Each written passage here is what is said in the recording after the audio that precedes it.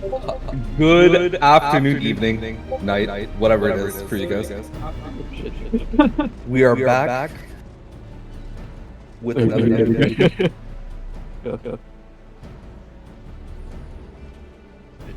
Now go ahead and hello. It's your turn. No, I was gonna go, but then you jumped ahead of me. Yeah. Yeah. Welcome back, everyone, to day two of Guard Break. It's a pleasure to have all of you here. So, hopefully there'll be some interesting games today. One second. Yeah, there's an echo.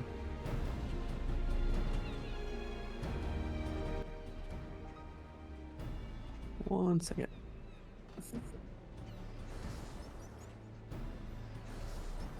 Is it fixed? Are we good? Wait, can we echo some more? Okay. I think it's fixed.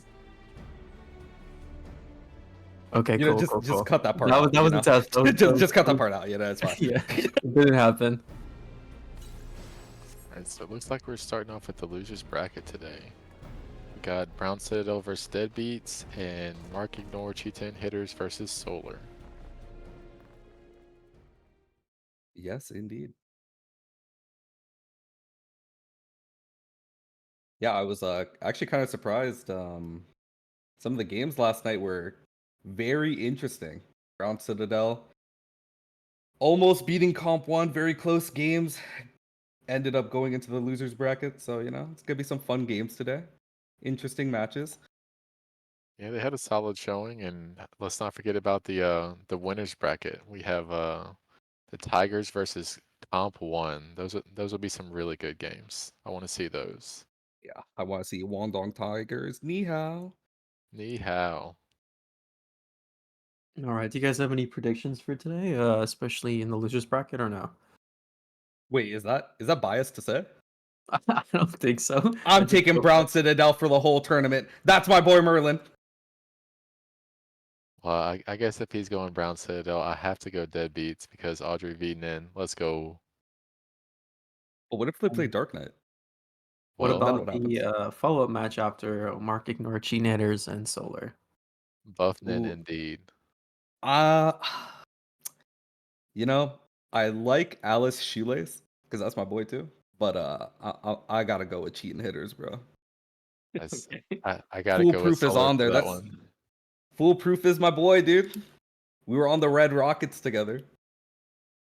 We have all the copy pastas.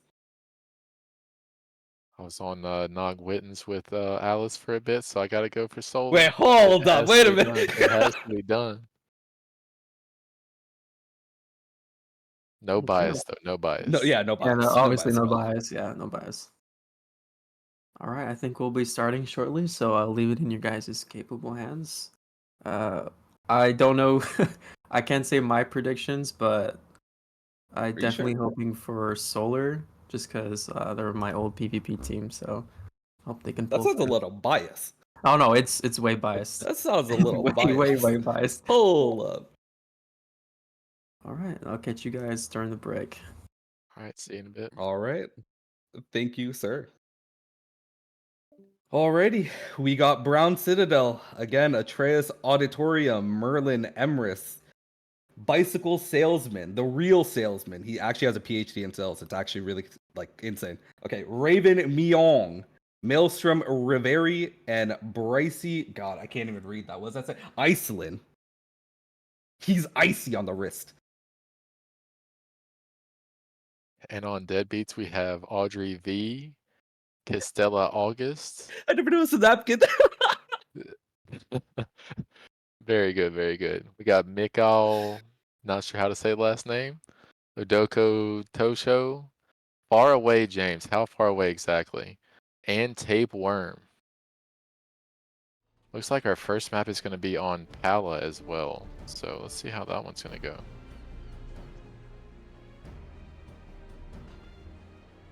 Yeah, Palystra. Everyone either hates it or loves it. It's kind of 50-50.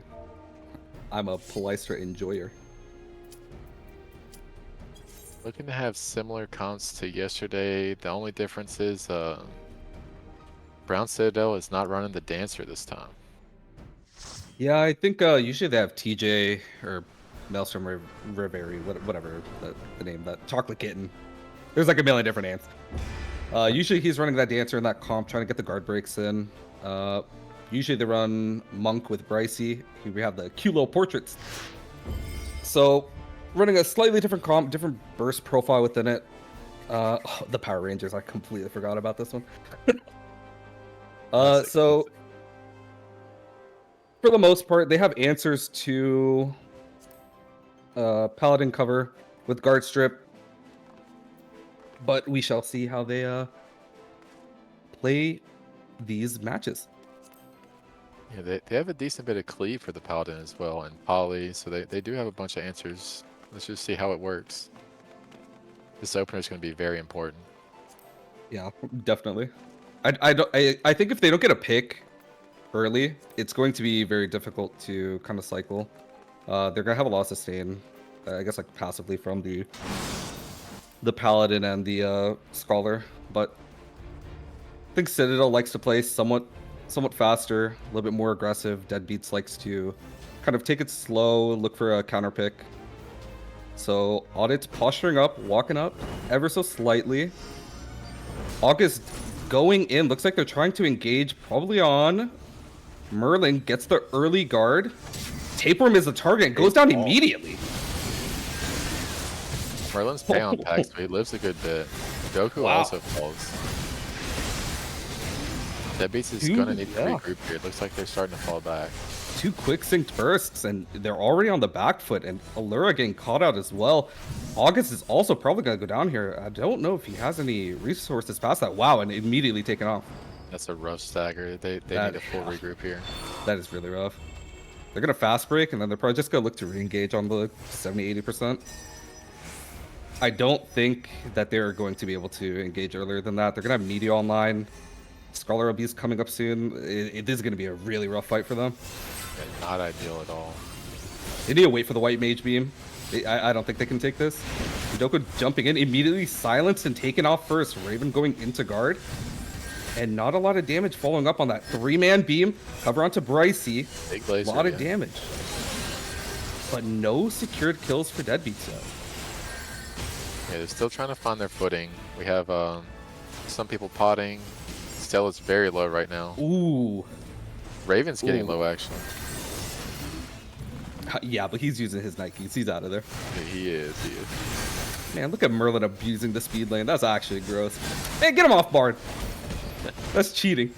Dragoon Bard is pretty Mick is really low. Oh, yeah, there we go. They finally secure the kill. Allura's probably the next target getting stunned, popping Purify.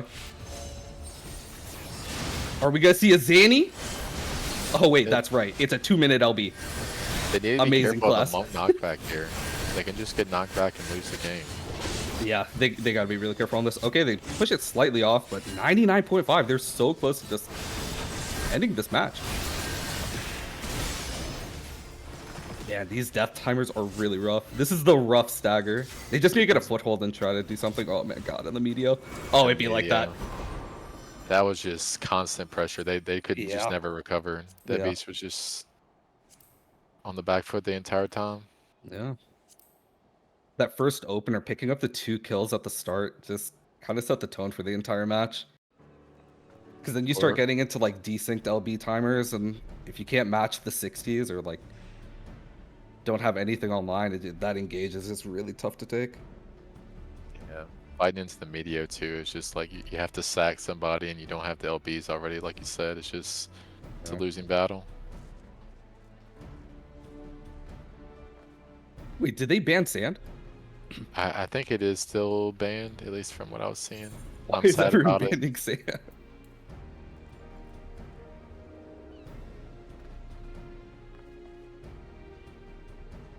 I think we go to C9. Let's see. Oh, they don't apply now. You can pick Bam. Oh, someone pick Sand. Someone pick Sand. Well, when they did the roll, it was only through clock. I don't know if Sands was just left out on purpose or. I think you can ban first map. That's what Erlen said. You ban first map, and then all maps are on the table for subsequent games.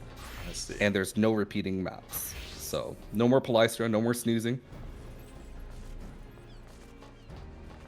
But I think we get either C9 or Clock. I don't think we get Sands or Volcanic.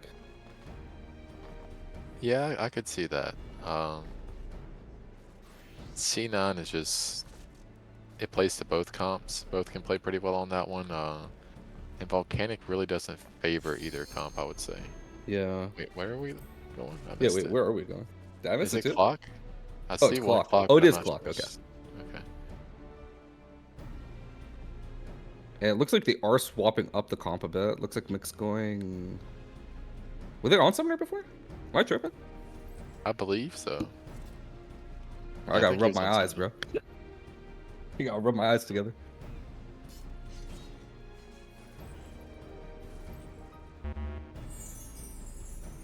Who's not ready?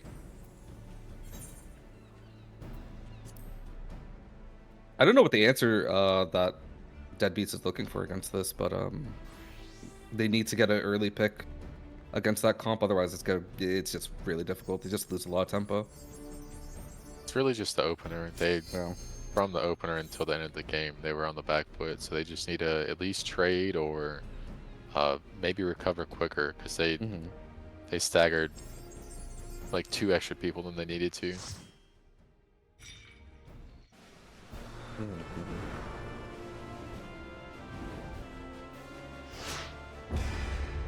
What is this copy pasta? It's pretty accurate. The Dragoon stats. I love Dragoon. The absolute juicer. All right. Well, I assume they're probably got some tape down mats, as usual.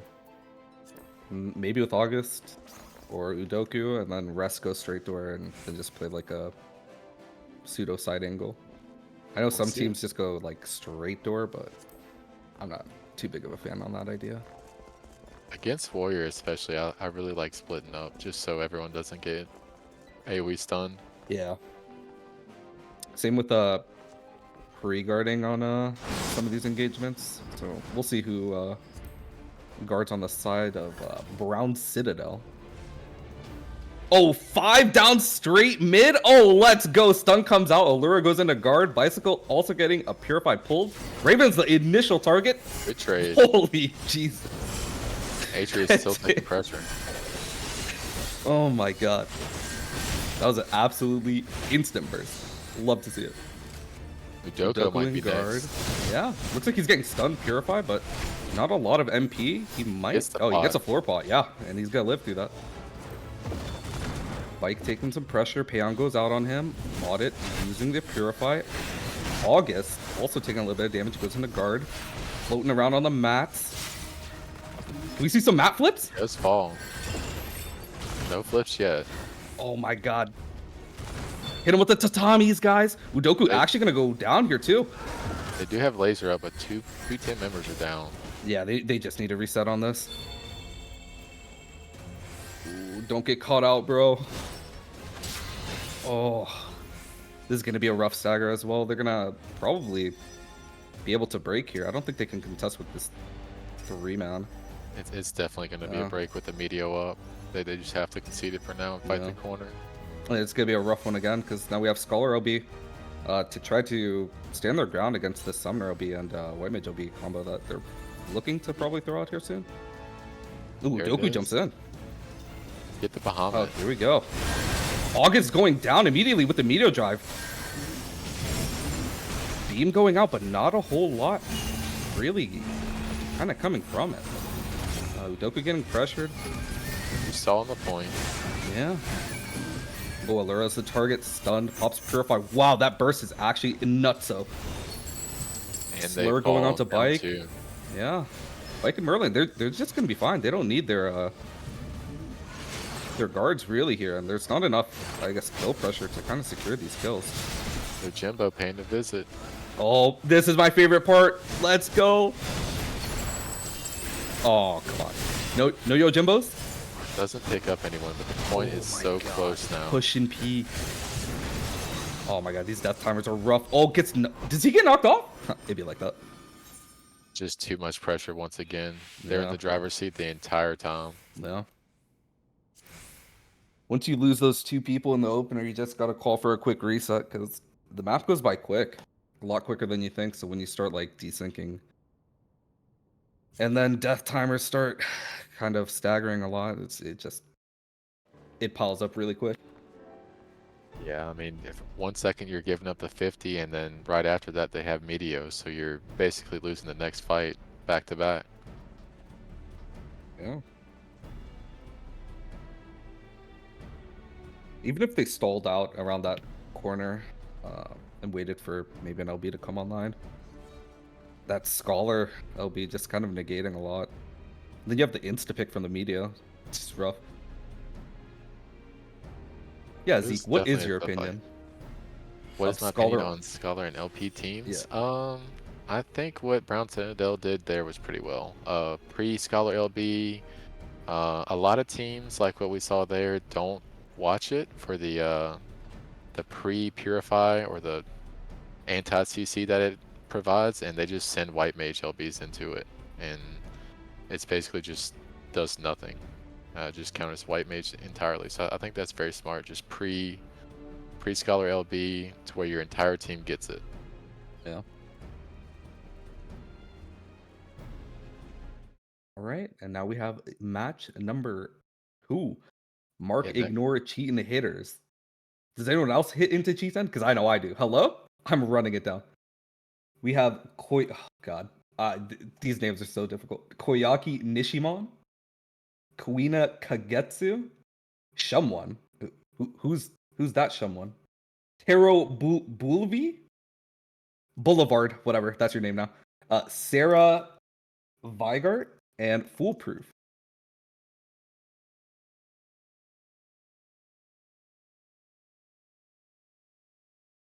All right, and Where next is up we that? have Solar with Regis Darsic, Crisis Asfina, Iron Chef America, Census Nero, Aramimi Bonimi, and Alice Schuberg. But side note, I absolutely get the pepper jack cheese on the Chick-fil-A. You have to. Pepper jack is a must, Okay, that is true.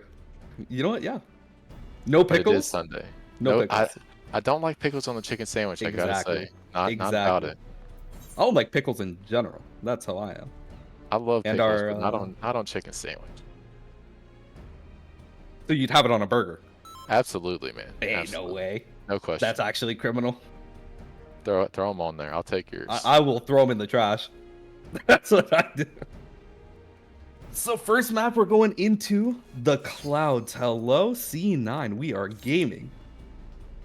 All I right. can't wait to watch people get flipped. Hey, let's see what kind of guard breaks we get here. We got Reaper, Warrior, and no Meteos. Thank goodness. Delete Meteo, please. Buff Ninja also. Please. Buff White Mage. We need it. We need it back. We need it back, please. 15-second poly. Make the LB 30 seconds. You know, Ain't no it's way. fine. It's fine. It's Ain't fine. no way. It's fine. It's a balanced class, you know? Truly, truly. Okay, we have a couple. Oh, never mind. Someone's got the DMV portrait. Immediately disqualified. Iron Chef, he's back from being a family man. Making Oh an my appearance on day God. 2. Yeah, he wasn't there on day 1 at all. I think. Yeah. Now that I think about it. Yeah. Let's see what kind of openers we get here. Lots of damage coming out from Solar, but Markinor Chi-10 hitters may be able to survive with all the support they have. Yeah, definitely. I think. Again, the burst profile from these two comps are a little bit different. You have the 2 juicers on Solar with well, the 3 juicers basically. You know, Dragoon, Bard, Summoner, a lot of damage, high throughput. Reaper, Summoner, Astro White Mage, War. So it should be a relatively interesting opener and subsequent, I guess, like retake fights whenever they do fight on point. So a little bit passive, not a lot going on, just posturing up. Yeah, they got Terra the might, arrow card. No yeah. balance now. Oh yeah, they're gonna be balancing this burst. Yeah, looking to go in soon here. Not yet, not popping it yet. Just vibing out. Okay, here we go. They're gonna start to push forward. Iron Chef leading the charge. Guards instantly goes onto Foolproof for the stun, but Ragus is the target, getting polymorphed and taken down. Kuina getting a lot of burst, but not falling yet. Yeah, low mana bars, but they picked off Regis really fast. Ooh, There goes and the the Reaper Reaper Fear. Fear. It comes out so quick. That is a busted LB. I'm not gonna lie. That's Please two down. nerf it. It is really fast, Let's honestly. nerf it. Oh my god, Census getting ran down. Oh my god, wait, did he get... Oh yeah, he got snapshot before the guard came up and all that damage. Yeah, it happens. It'd be like that. Solar is needing to regroup. Yeah. Low mana. Yeah, they can't really do very much. They just need to stabilize and look for this next engage at the 50. And if they break, they break. But just trying to get a good engage angle on what they're looking for is what they need to do right here. Arimi gets the Payon popped. White Mage Beam. Shumwon going really low. Gets taken down. Big pick there. Yeah, that's actually huge. But looks like Cheating Hitters has actually got to stand their ground. Kuina going down. Ragus not getting killed just yet. He's going to be just fine. He's got... Yeah, he's got MP. He's going to kill that guy. Yeah, he's fine in the back. Getting Oh, a good push foolproof. here. Yeah, they're gonna stabilize here. But they're gonna be fighting into a lot of LBs when they If End they up can pushing get back. feathers on Chef and Crisis, they'll be all Yeah. right. And they have map control here, so they should be able to do that. Ooh, Alice is kind of... Oh wait, no, Alice. It's kind of gaming over here. Crisis got his LB with the feather. Chef just missed it, unfortunately. He's about to put them in a crisis with this White Mage LB. Just wait. Oh, they're just vibing. they're Oh, looking to no. Pick off Oh no, it'd be assists in like the that. back. Koyaki, run, bro! What are you doing over here? Oh my god, he's actually a sleeper agent. Wait, this is actually huge. And he gets out. It's actually huge. And they push back. That's actually big brain. Wait, that's actually huge. Koyaki popping the LB, counter LB going out. Chef senses everyone taking a lot of damage. Chef going down, Census is next. Ragus is looking to take a little bit of pressure, no MP. But wow, that's actually crazy. Solar in trouble. They were just too. They couldn't commit. They didn't know what to do there. Yeah. Yeah, this is a really, really, really rough situation. Just one mistake is all it takes for this point to just hit the end. Crisis is probably going to look to touch, but he's just going to instantly go down. Chef is next, goes into guard, pops that Purify, but... They have the warrior to pull him off. Yeah, He LB so he can. Oh, Kuina's actually going to go down there too. We just need to catch their foot with like their footing and secure some of these kills here. Oh, Koyaki. You think he's gonna run to their spawn again? Or... No, they're chasing him down this time. Oh no, they're committed not! this one. Oh no, they're not! Oh my god! Lucky. They chase him into a beam, just lined up for him. Oh my god! Tic-tac-toe 3 in a row. Me getting feared. It's spooky, scary skeletons, and he's gone. And the Reaper here is actually coming up huge for them. It's set the tip of basically the Absolutely entire nasty. game so far. Yeah. Crisis goes down again though. They missed the White Mage LB. No. It just looks like a little bit of skirmishing here and there. Chef guarded on point. It's probably going to be the target next. Oh, he gets guard broken. Interesting choice, but goes down. Regardless, Foolproof getting traded. Yeah, 4v4 here now. Yeah, and then they do have spawn advantage in terms of, I guess, distance, but they need to... Oh, wow. Huge White Mage Big LB. hits. Yeah. So the... Oh, and in return, Crisis is actually... Oh, he's actually going to live. Never mind. They should be able to stabilize with this, and I think Cheating Hitters just needs to call a fallback. Yeah, definitely at this point. Yeah. They have a huge advantage. No need to do anything crazy. Just send one to die on point, get your LBs up, and just look for the next engage.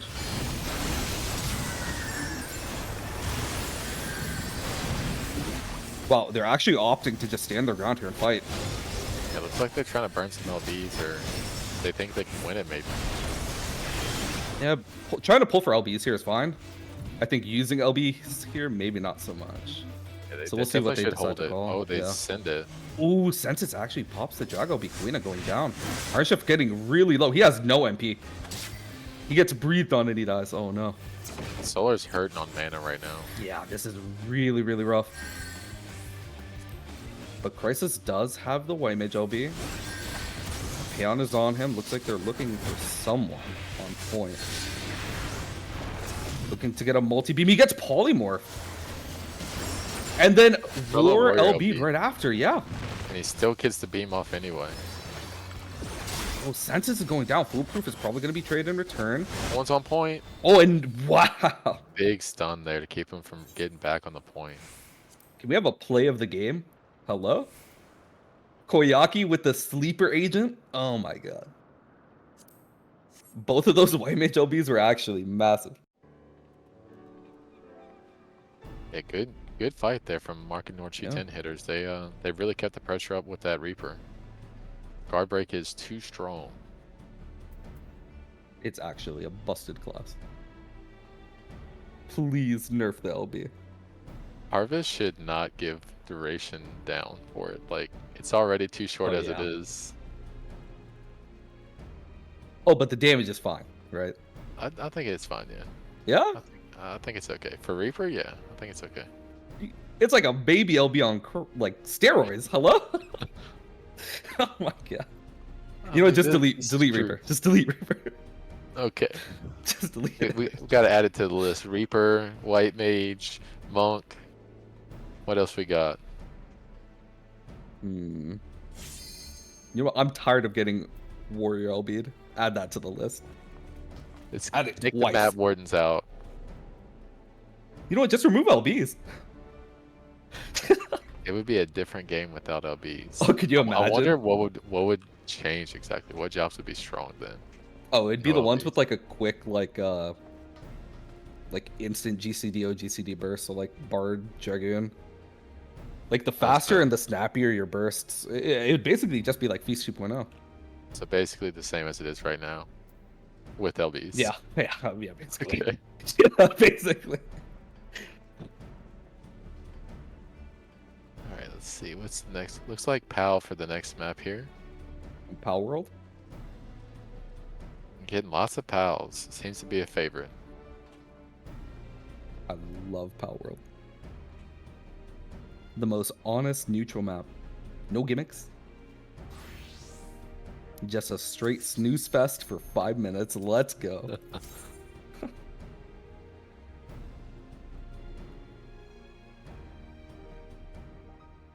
Bro, I need to make coffee or something. Holy. It's one of those days. One of those days. So who do you think? Who do you think is gonna take this game away? Oh, let's see. We play H2O plays a similar comp to Solar, and this is a good map for it. So I would say that this is Solar favored, but what we saw last game is it really just depends on the pressure here. If Mark and Norchi 10 hitters survives the initial burst, they can really put on a lot of pressure because they'll get the Reaper LB up, get 1 or 2 picks, and then it's downhill from there. Yeah. I think they got to think about maybe speeding up these openers and these engages, or just being mindful of the Reaper fear and how quick it comes online. Absolutely. Either get a pick beforehand or just don't let him get the harvest all further. Yeah. All right. Well, let's see. Any adjustments? Any changes? Opener starting. Looks like Cheating Hitters actually wants to be aggressive here and take a lot of space. Iron Chef going in. Someone getting polyed, going down. Big pick, or early pick. That's what they needed. Yeah, this is actually a very huge start, especially picking off on the Warrior. Counterburst going out, but not a whole lot of damage. Probably just spreading pressure. Kalina getting stunned, going down as well. They get a second kill and they're pushing.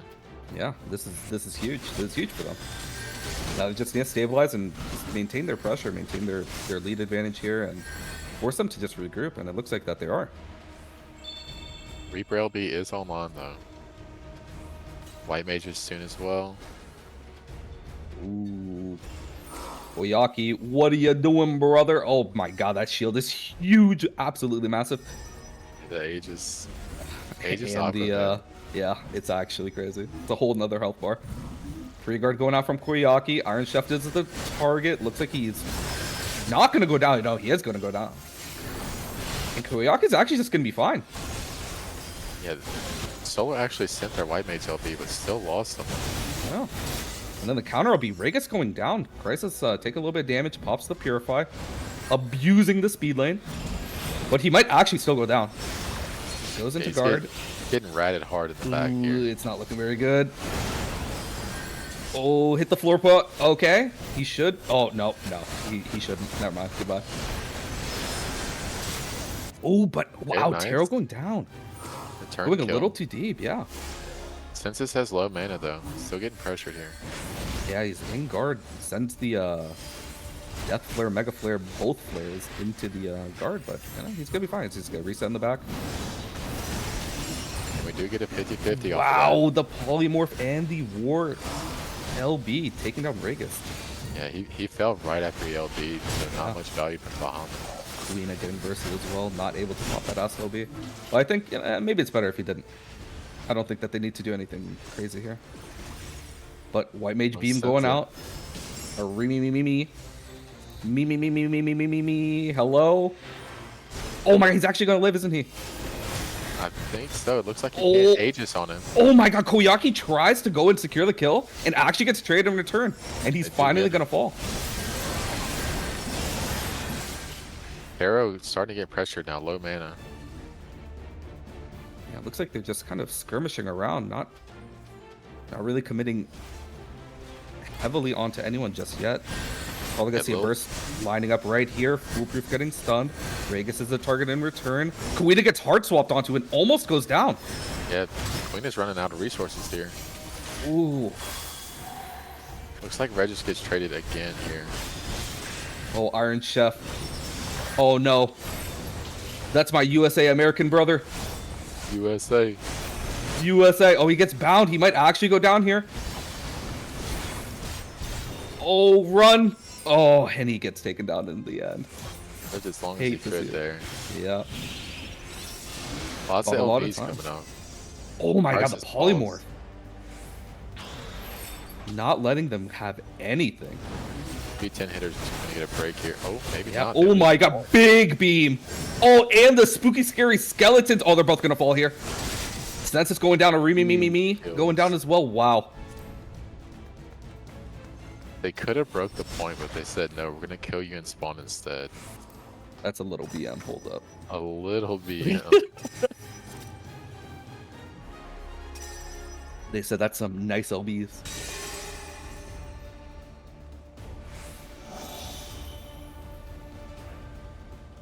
Oh wow, huge warrior stun on all three. Crisis, Census, and Arimimi. Guards going out. Full purifies. They need to send the white mage Ooh, over here. Census sends the Drago B, drops it down. A lot of damage. Wow, this is absolutely explosive fight.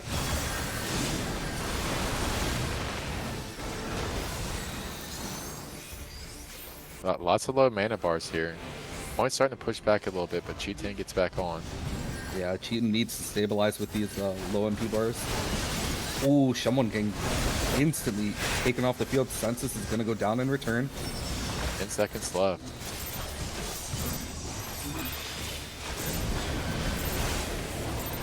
And now we're going into overtime.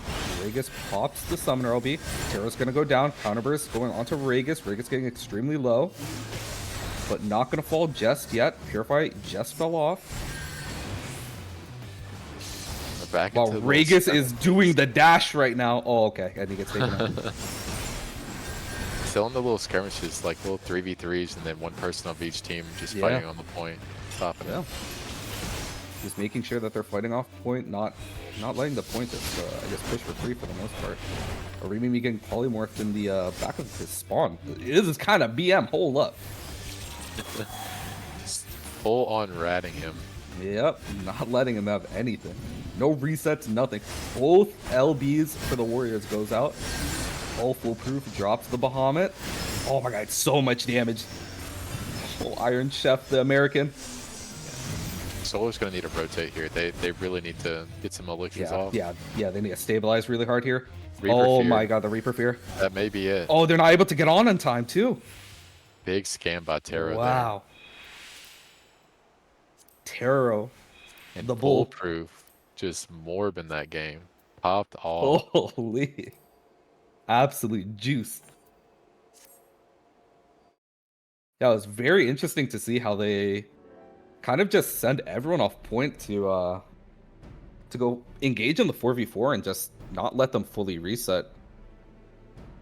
Yeah, it looked like they had a pretty good game plan. I mean, they Oh. lost the opener and they recovered really well, and then once they got the lead, they kept the pressure up the entire time. Yeah. That was a game for the ages, as the kids may say. Well, one of the games of all time for sure. See what we got next. Looks like we got Brown Citadel versus Mark Ignore Chi-10 hitters. Yeah, wait. Did Merlin also send you this thingy? Is that not right? I have a different one maybe. Let me see. Did he send you this Excel spreadsheet? No. Wait, is this Guangdong Tigers? Is it really? No. That's- Oh, I thought that's I not- thought we weren't. I thought we were doing Citadel hitters. That's what I thought too. Wait, The numbers hold on up. what I was seeing was different then. I don't know. Wait, switch. Production error. Switch the slide. Okay. Yeah. Here we go. Yeah. No one saw that.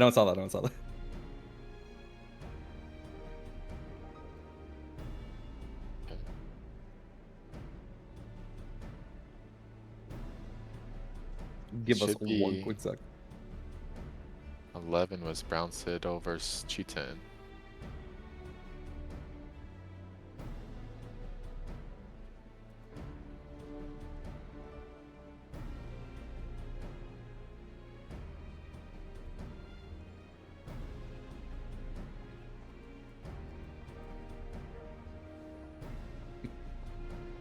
Are we gonna see Taro fear the Paladin, and then the Paladin get hit with everything?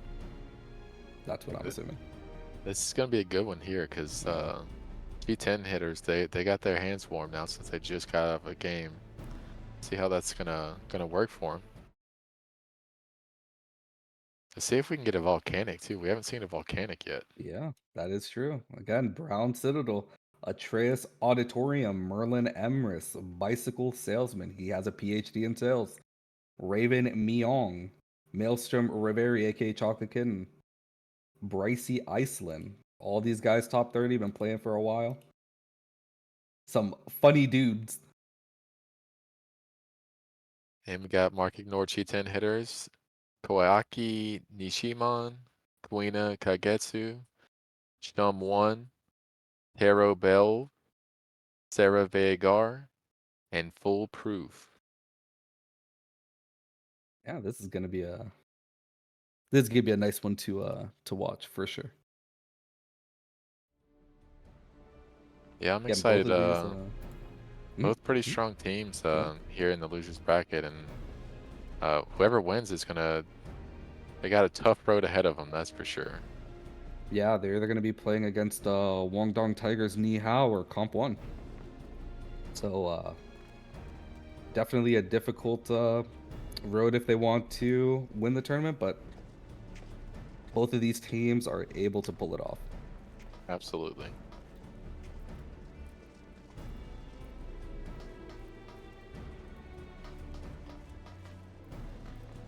Looks like pretty similar comps to what we've seen from both teams as well.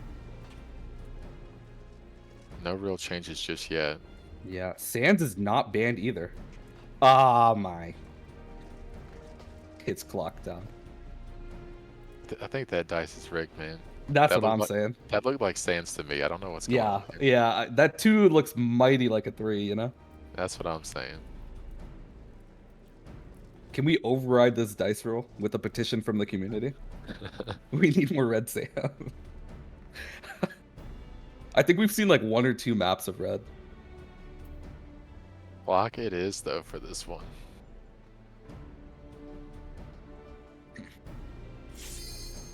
Only Apparently I'm one never getting warrior. promoted, bro. It'd be like that. Unlucky. Unlucky. I'm never gonna be a janitor. I'm just a custodian. Ooh, again, this opener is gonna be interesting as well. I mean, as usual, Paladin Scholar. And then you have the juicers on the other classes, you know. Dragoon Bard. And then the accelerated LB with being a monk. So it'll be interesting to see, I guess, where their initial target priorities lie. I assume they're probably going to either look White Mage, Astro, or Summoner first. I don't think they're going to go for the Warrior, but I guess it kind of depends on positioning of how aggressive Shum is going to be. Yeah, it seemed like Shum. It seemed like Shum was the first target a couple times in the last games, but I don't see him being targeted too much here. Or who knows? Maybe the most unlikely target is the most beneficial target. You know what I mean? Very true. It depends on if they get caught on the mats too with the warrior. Yeah. Can always change depending on where they're positioned. And here we go, kicking off the match. Looks like they are sending Audit, Bryce, Merlin down Max. Looks like they're going immediately onto Audit. Pops the Purify. Counterburst onto Nishi, Mon. Oh, wow. That was actually a really nice sync burst immediately going on at him. Huge damage there. Let's see if they can get a counter kill. Arrow also getting pressured though. Yeah, he has no Purify now from that leftover burst that they had, but looks like they're just going to kind of play it slow, try to get a different angle to re-engage here. Terra He's getting pulled back in. stunned. No Purify Oh, again. who's gonna get flipped? No one just yet. Maybe someone? Oh, no one just yet. Too Someone get smooth. flipped! Someone get flipped! But wow, they actually already reached the 50, already 50% on the break. 60, 65, uncontested. Someone getting Come on. bursted down. And Bryce getting polymorphed in return and going down as well. The Reaper Fear there. Yeah. Very big counter kill. This is huge into stabilizing. So Taro, foolproof. Wow, taking a lot of damage, going down as well. Raven getting pressured. Point did go past 50. Okay, so it looks like they're just probably looking to stabilize here. I don't think they need to do anything crazy here. Yeah, You know, I'm definitely playing with regroup Bike and angle. Merlin. Weena's probably going to be the next target here. I need to sync up with the laser here. Just regroup until then. This is really rough with all the HP and... Okay, laser comes out, but... Wow, Kuina immediately going down. Koyaki as well. Sent the laser, but a double kill and Scholar LB now, so it's an uphill battle. This is really rough. Audit getting taken out. This is actually going to be a huge if they can get a foothold here before Audit returns, but it's not looking very likely. It's really rough to fight into this. Terra gets a floor pot, not going to go down. See if we get Who's any getting minis. minied? Yeah. Too good, too good. No minis. I don't think we saw any yesterday either. No minis. Yeah. Wow, this point is just pushing and is not stopping. Kuina going down. No Astro LB going out, though. A big burst there. They're really good sync there from Ground Citadel. Yeah. Ooh, Raiden going down. They need this. I need this, bro. Paladin LB. Adding to the skirmishing power. If Kuina gets back and pops that LB, they can definitely... There goes Meteor. Oh, Koyaki and the Reaper Fear coming out. Audit, Brycey, both getting clipped by it. Payon keeping him alive though. Yeah. It's a big mitigation from Payon. Oh, it's our favorite. Yo, Jimbo, homie. let's go. Yo, Jimbo! Who is it? He gets the Oh buy my one, get one. gosh! Oh my god! The double kill, you love to see it. Oh my god! Got pulled in. Absolutely insane. Holy, Kuina guarding up. I love Yo Jimbo, dude. Just great. Holy, got his Classic. chain yank. Atreus goes down Yeah, and Audit the going counter push down. starts. Yeah. This is fine. Like, They have LBs coming online. Merlin's gonna pop that Bard LB. They're gonna be fighting into foolproofs, Koyakis, and Shumwons, but the Reaper is probably gonna have their LB. I wonder if they're gonna engage at the 0, if they're just gonna wait till around the 50 and fight in an open space, not choke themselves off. But looks like they are gonna. Yeah, they are gonna fight at the corner. I don't know about this. The corner But is tough with the yeah. warrior, but we'll see what they do. Yeah, they need to spread out and make sure they don't get feared here when it comes up. Someone's Two going to be the people. initial target. Wow, Dragoon will be actually securing that Tarot popping LB. White Mage will be going out as well. Auditing extremely low, but he's going to be safe. Someone just frame one warrior LB kills himself because of it. Yeah, hate to see it. Unlucky. Your goon was just waiting for it.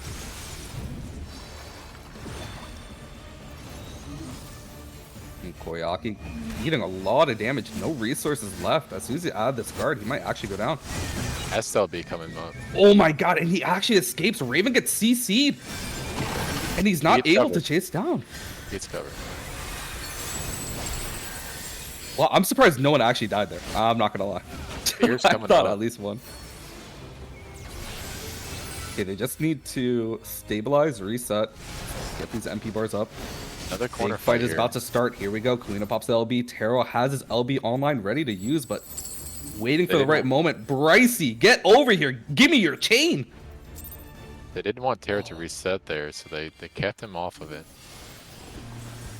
We have one man. Yojimbo on the Oh, point. this is actually Unlucky. huge.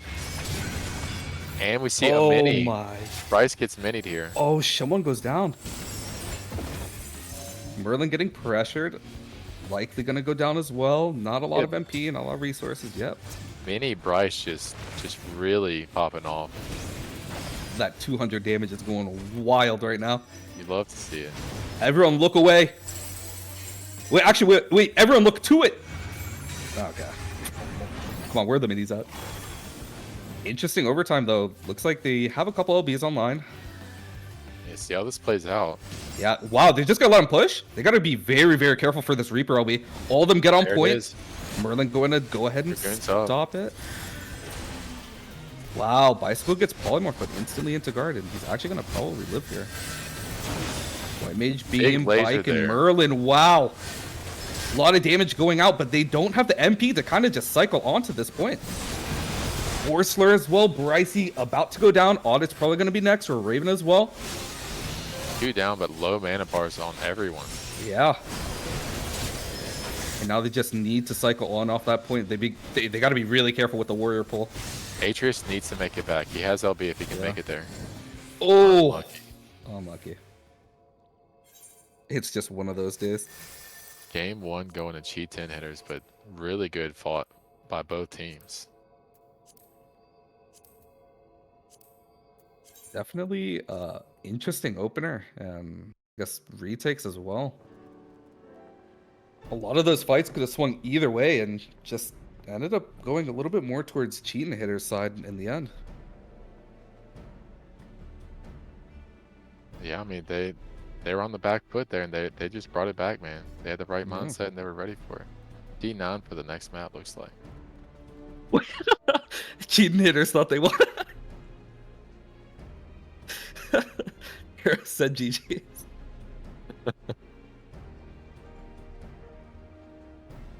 The one and done. You gotta play mind games with them, you know?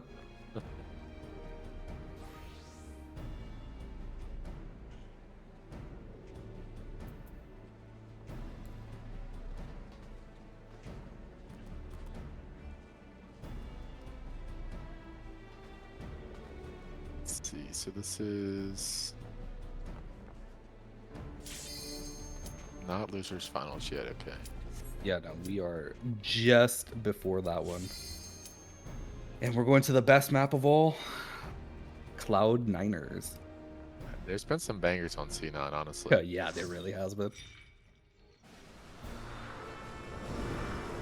I can't wait for Sleeper Agent Koyaki to LB from the back. Yeah, just stun them off the point. Secure the dub. And then Reaper LB them into the wind.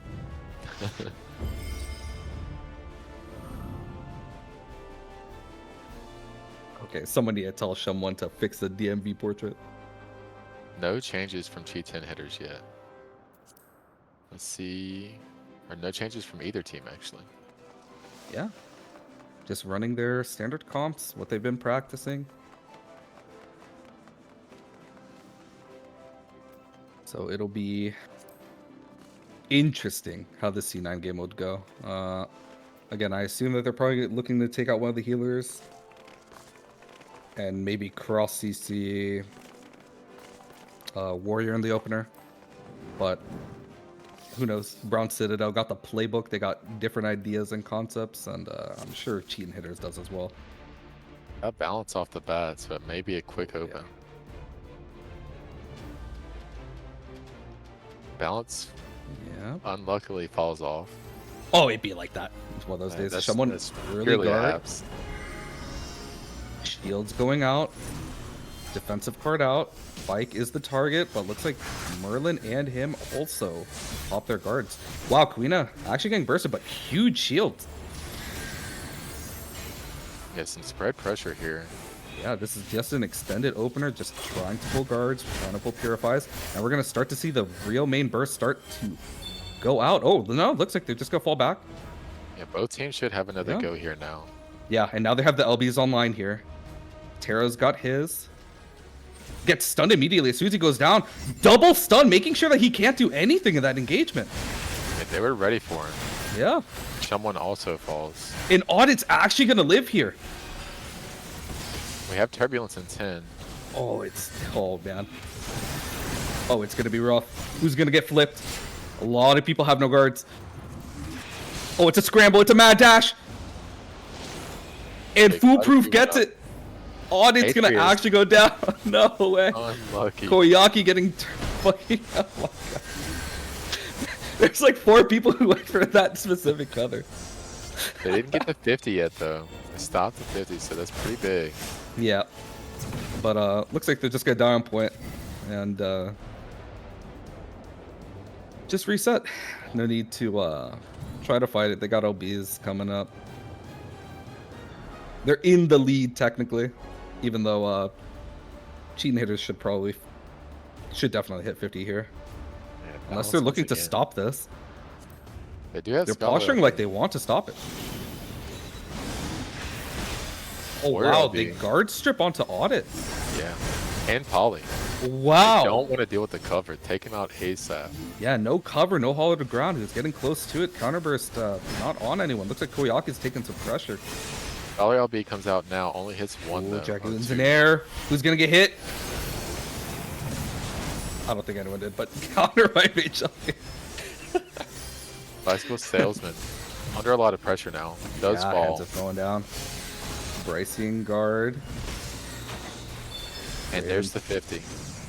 Oh, yeah. Medio is up. There it is. Ooh, they gotta be careful. Someone. Oh, is he gonna live He through this? lives. Oh my gosh. Oh, he's That's- still that eating may a be lot what of they damage need. though. Yeah, and they're Hey. not going to commit any more for it. Oh, this is really, really rough now. Summoner LB is online. See if they decide to use it. Gets stunned, purified, but immediately dies. They went past 50 here. Yeah. It is actually huge for them. G10 Bite. hitters getting LBs up soon. Yeah, someone's actually going to go down here, though. Surely, right? Okay. Wow. Big spear into a laser. Big Nice beam. combo. Hitting it from the back. Oh man, there's a lot of stuff going on, a lot of fights, little micro skirmishes, and a big one on point now. Kuina getting stunned, going down. And it looks like they G10 just got called to hitters. reset. Yeah, Yeah, regrouping here. They have to deal with the Medio once again. yeah, love to see it. Oh yeah, and then they're gonna be fighting into Scholar, and it's just basically every LB minus Paladin. And Turbulence. Let's see if Yeah. they fight before or wait it out. I'm assuming they'll wait it out. They have the. Oh, Taro actually goes to contest it, and doesn't get the feather, but he should be fine. Summoner OB goes down. Not a Oh, lot he of damage. pays for it. Wow. Getting bullied for his lunch money. He said, "This is my feather." Oh wow! Huge sugar Dragoon. LB. Everyone got chunked Oh, there. foolproof going down as well. Oh my god. Absolutely massive. Koyaki getting taken down as well. Kuina has no MP. Has to go reset. Someone alone on point. 1v5. Man versus Wild. And Wild wins. Not much time left here. They gotta be really careful because they need to get on this point ASAP, Rocky. But they do have the fear. See if they're going to use it here. Brycey's There in it guard. is. Yeah, Bicycle and Raven getting hit by it. But not a lot of damage going out. Taro's getting focused in return. That looks like it's just No gonna one be... dies. Yeah. Atrius just pots it off. Yeah. Oh wow, Koyaki getting absolutely deleted. Wow, this is a lot of damage going out. Wow, okay. Well, Low mana here from everyone. yeah, this is a regroup angle right here. They need to cycle their potions, get their MPs like stabilized, and Audit's the man that dies on point. Had to be someone. It's the Warrior of Light. But they've already broke here, so they need to watch that.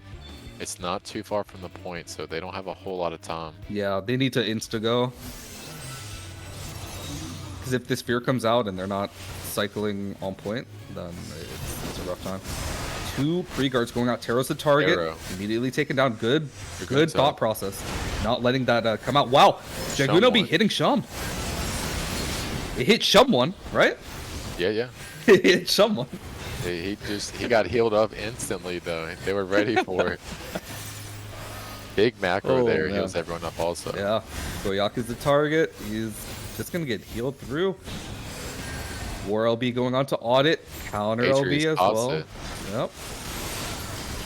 They need to stand and fight. They need to be careful for the Reaper LB that's actually coming online soon. Merlin get taken down on the back end of the point. Wow. They're Need to wait so out low for on MP too. Bicycle Oh Salesman. no. Scholar LB, there it is. Oh, it's not looking very good. Someone getting targeted as well has no resources. Looks like it's just gonna be a Citadel trying to get a foothold here. They need to get these MP bars back up. They need to pop these potions. Lots of Chug guards. jugs. Raven getting stunned. Absolutely huge beam. Being taken down. Bicycle's next, but he gets covered by Audit. Bryce is coming back with Meteo. Oh, Audit. Oh, he gets audited. Didn't pay your taxes, buddy. There's some Meteo on Foolproof? foolproof. Oh, Does get a okay. kill. Balances out. Let's see if they do anything with it. I assume Bike is probably going to be the Reaper target. Fear. Okay, Reaper Fear. Merlin gets on to stall the point. He gets pulled back Point off. progress. Oh, you hate to see it. Let's It's actually go. cheese. Taro is just scamming all night. Reaper is cheese. I'm telling you. Scam after scam. Oh my god, the Dragoon and Summoner absolute juicy juice juicing, bro. That's crazy. Bro, you can't mess with the Bull Taro. Dumb cooking and not even on Black Mage. That's what I'm saying.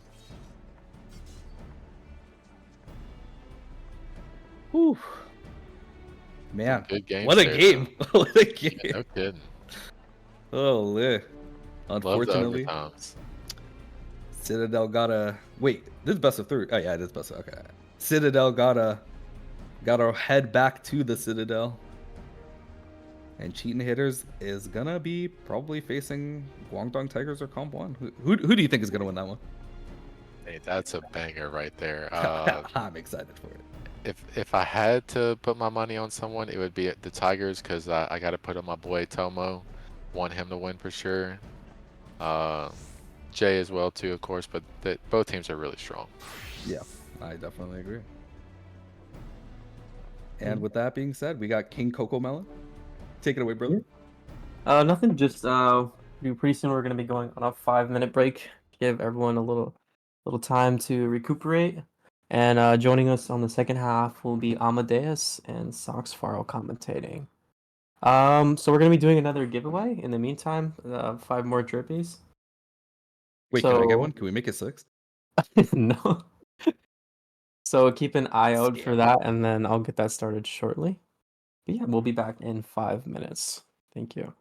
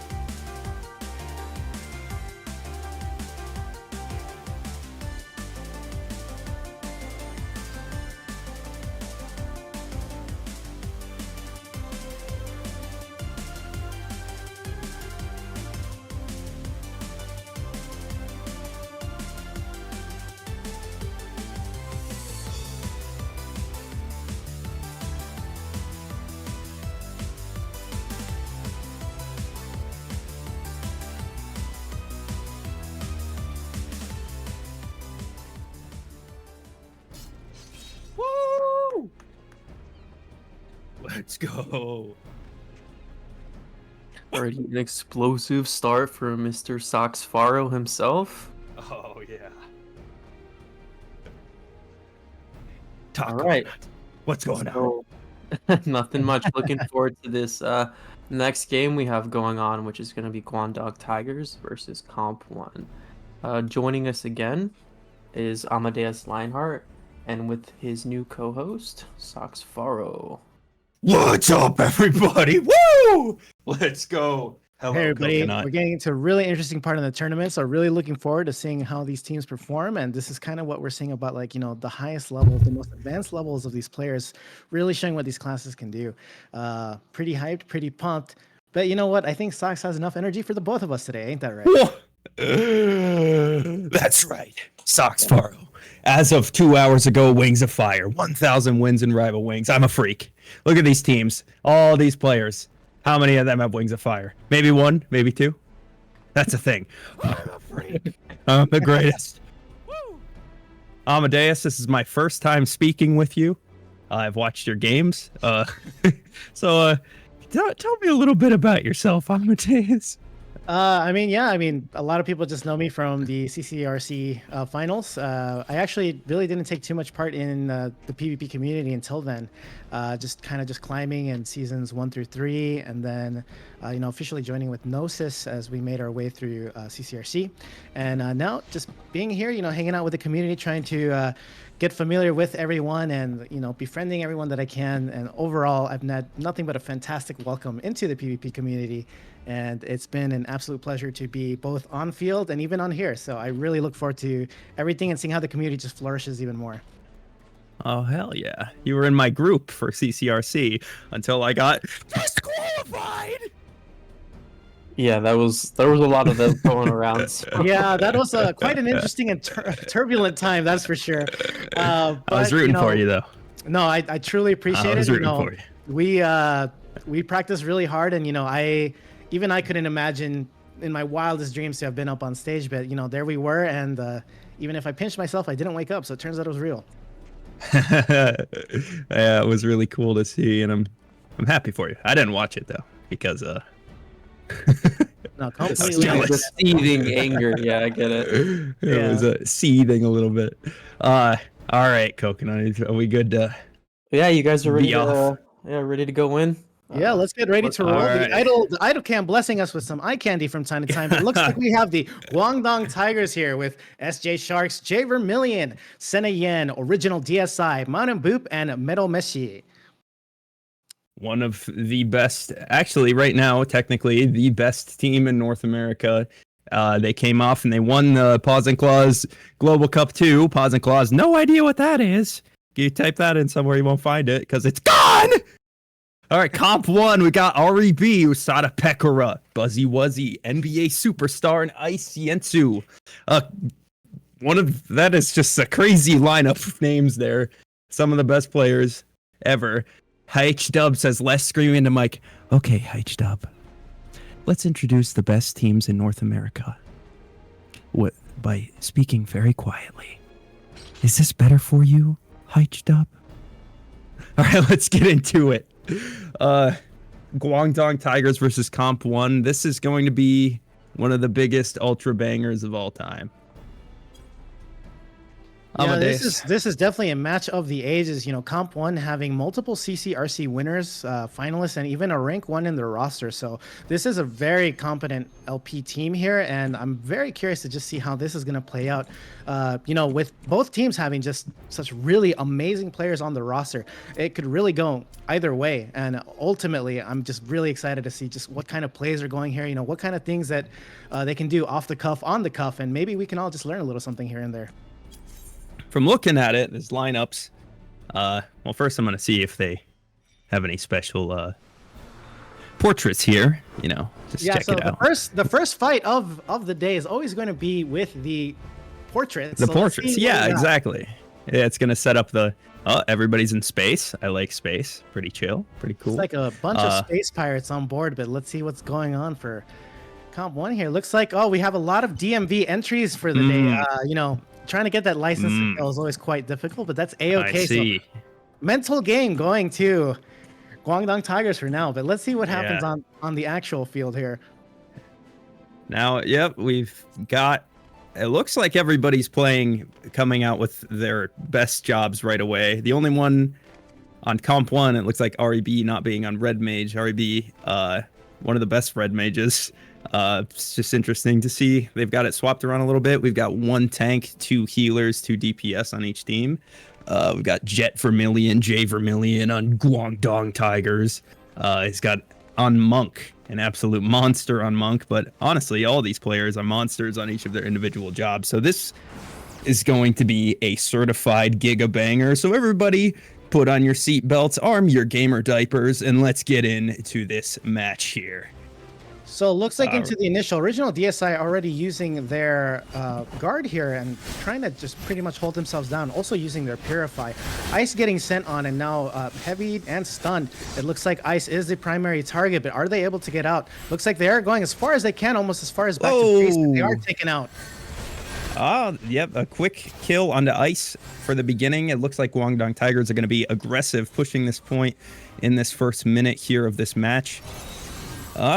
Yeah. Now we're getting into some interesting parts here as original DSI has been silenced and now stunned. So it looks like they're trying to trade off one white mage for another. However, original DSI getting covered by Senna and being able to actually use their full standard issue elixir, getting all their resources back. And with that, it looks like their LB is just about online, so they can go ahead and use their laser to try to either A, secure a target or lock somebody down.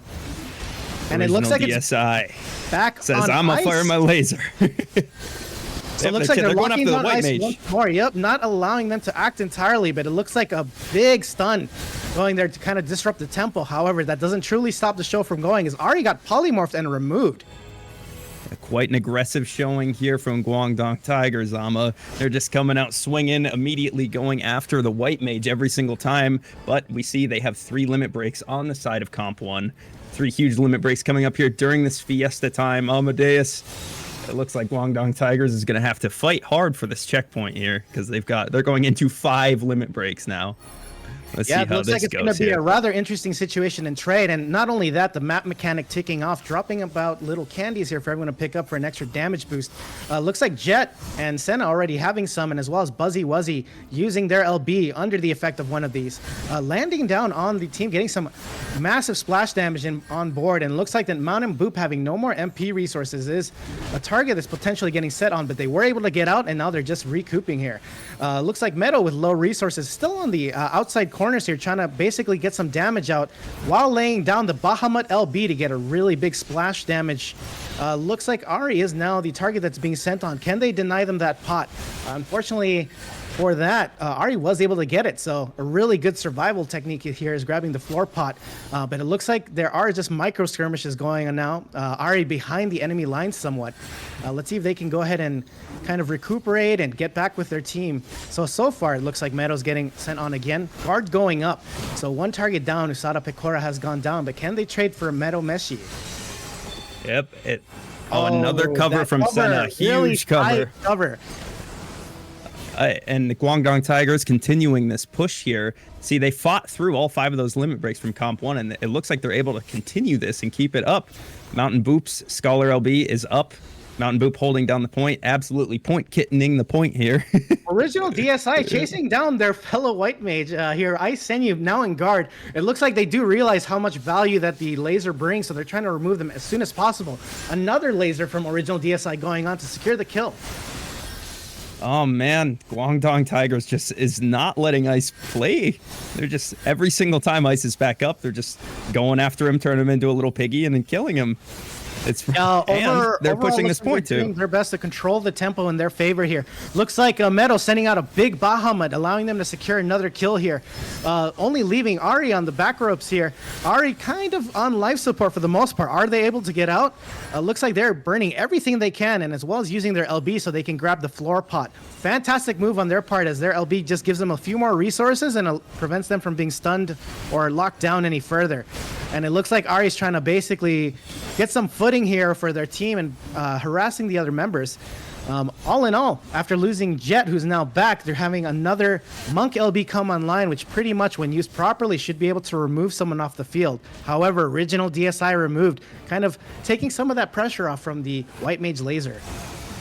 30 seconds left until overtime. Guangdong Tigers is going to have to drop back and get all players back up to prepare for this overtime, but they are in a pretty good situation just because they're pushed at 94.5%, and they're just going to have to, you know, set up, go into overtime in the best position that they possibly can. And it looks like with 10 seconds remaining, they're going to have 5 limit breaks.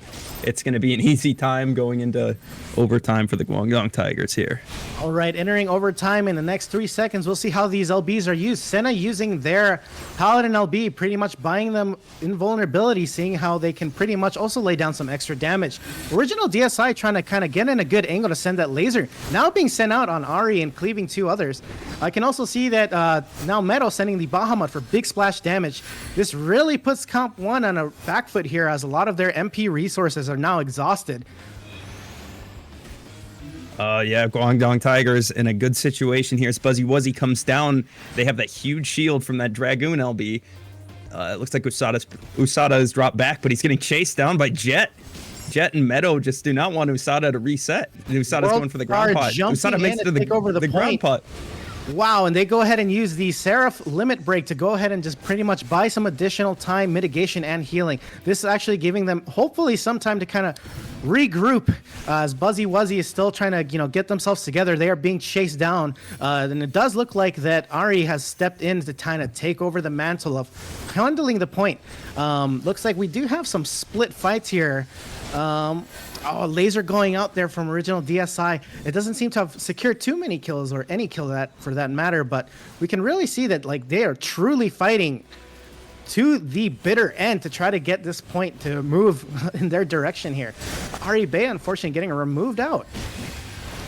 Oh, we see Ice getting Meteor driven by Jet Vermilion and picking up another kill. It looks like Comp 1's push here is going to be a little bit hamstrung as 2 of their players are gone. They have to fight in, but huge damage going out onto the Scholar. And also Meadow now has their summoner limit break for Guangdong Tigers. Let's see if he decides for the Bahamut for the big damage, or if he decides for the Phoenix for that damage reduction and that damage mitigation. Well, it looks like Comp Mountain 1. Boop using Seraph to pretty much just buy some time, health, and mitigation for their team. No Bahamut LB from Meadow, but as you mentioned, Sox, I do believe this will be incredibly devastating the minutes used. We do see a laser going out, actually ultimately removing original TSI, removing some of that pressure off of them. Yeah, that's all 5 limit breaks out for Comp 1, but look on the side of Guangdong Tigers. They've got a few in the chamber as we see that Bahamut come out, but it's in the speed lane. Is it going to be influencing the point at all? Meadow in guard on the point, gonna have to drop back. Mountain Boop dropping down to 3k HP on Guangdong Tigers. Mountain Boop back up to full HP. This is such an even fight here, but we see Senna Yen's Phalanx come out. They're going to be invulnerable for about 10 seconds, 30% damage mitigation. As they go into Buzzy Wuzzy, they pick up the kill onto Buzzy Wuzzy. 5-4. Comp 1 is going to have to continue this push down 1 member. Amadeus, it ain't looking good for Comp 1 right now. No, this is looking rather rough. Ari Ban now getting removed next. All this leaves is 3 other members here, 2 healers and a DPS. Worldstar getting sent on next just to ensure that the Seraph doesn't stop them. This only leaves Ice with just a few options here, either to use the laser to buy some time or find some way to get out and then swap with Usada. Unfortunately, once guard drops down, they immediately send on Ice, and that actually concludes our game. That's it. 1-0. Guangdong Tigers off of a 6-0 giant damage performance by Meadow Meshi and Mountain Boop.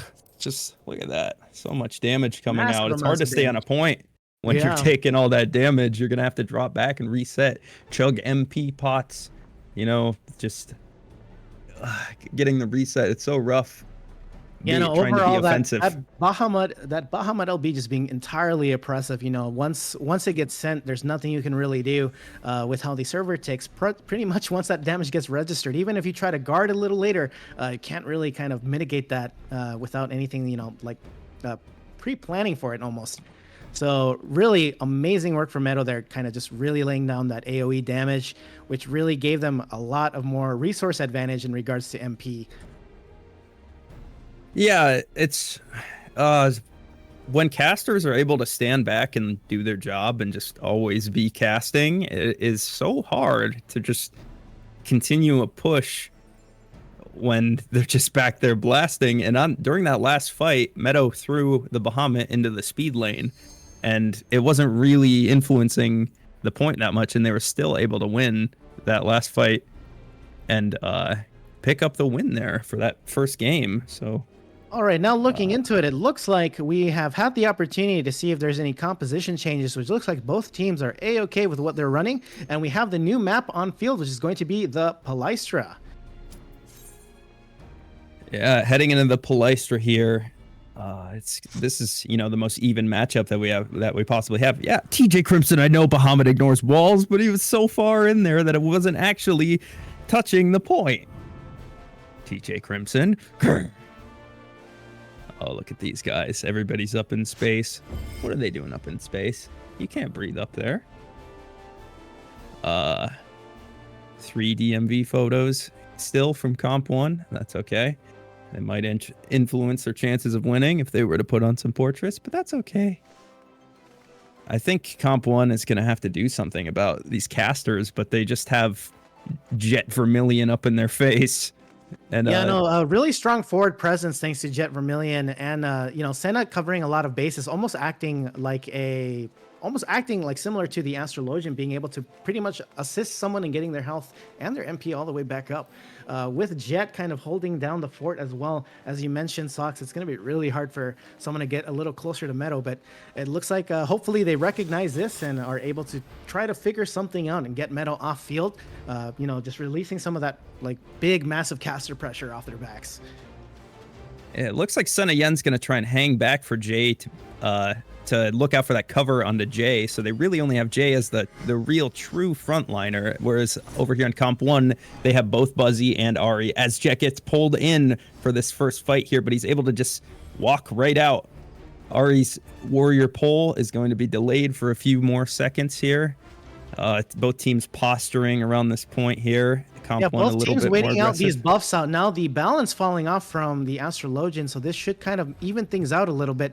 The fight haven't started in full quite yet. It just looks like a little poking here, but Buzzy Wuzzy Ooh. getting set in by Jet Vermilion's enlightenment and then removed off of field. Man, the instant Buzzy went in, he was blown up. So much damage so fast. Oh, delaying for so long. Both White Mage LBs come out. Original DSI's LB comes out onto REB. REB goes down. Buzzy Wuzzy coming back up onto the field. We see a cover go out onto Jet Vermilion. Senna Yen's cover. Raw. It looks like Senna is going to stay back there. Yeah, it looks like they were trying to punish Senna for that cover, but it looks like they were able to get out, now using their elixir to basically reset themselves. Ari's still down, just coming back on field now. Ice kind of playing it back a bit in Narnia just to kind of preserve what they can here, having minimal resources. Looks like they try to send again on Jet, however, a very clutch cover from Senna, protecting them, and Jet's able to reset themselves again. This enabling them to potentially use their Monk LB, but we do see that Bahamut goes down first to kind of lay down the initial damage. Let's see if Jet and who they ultimately decide to select to remove off the field.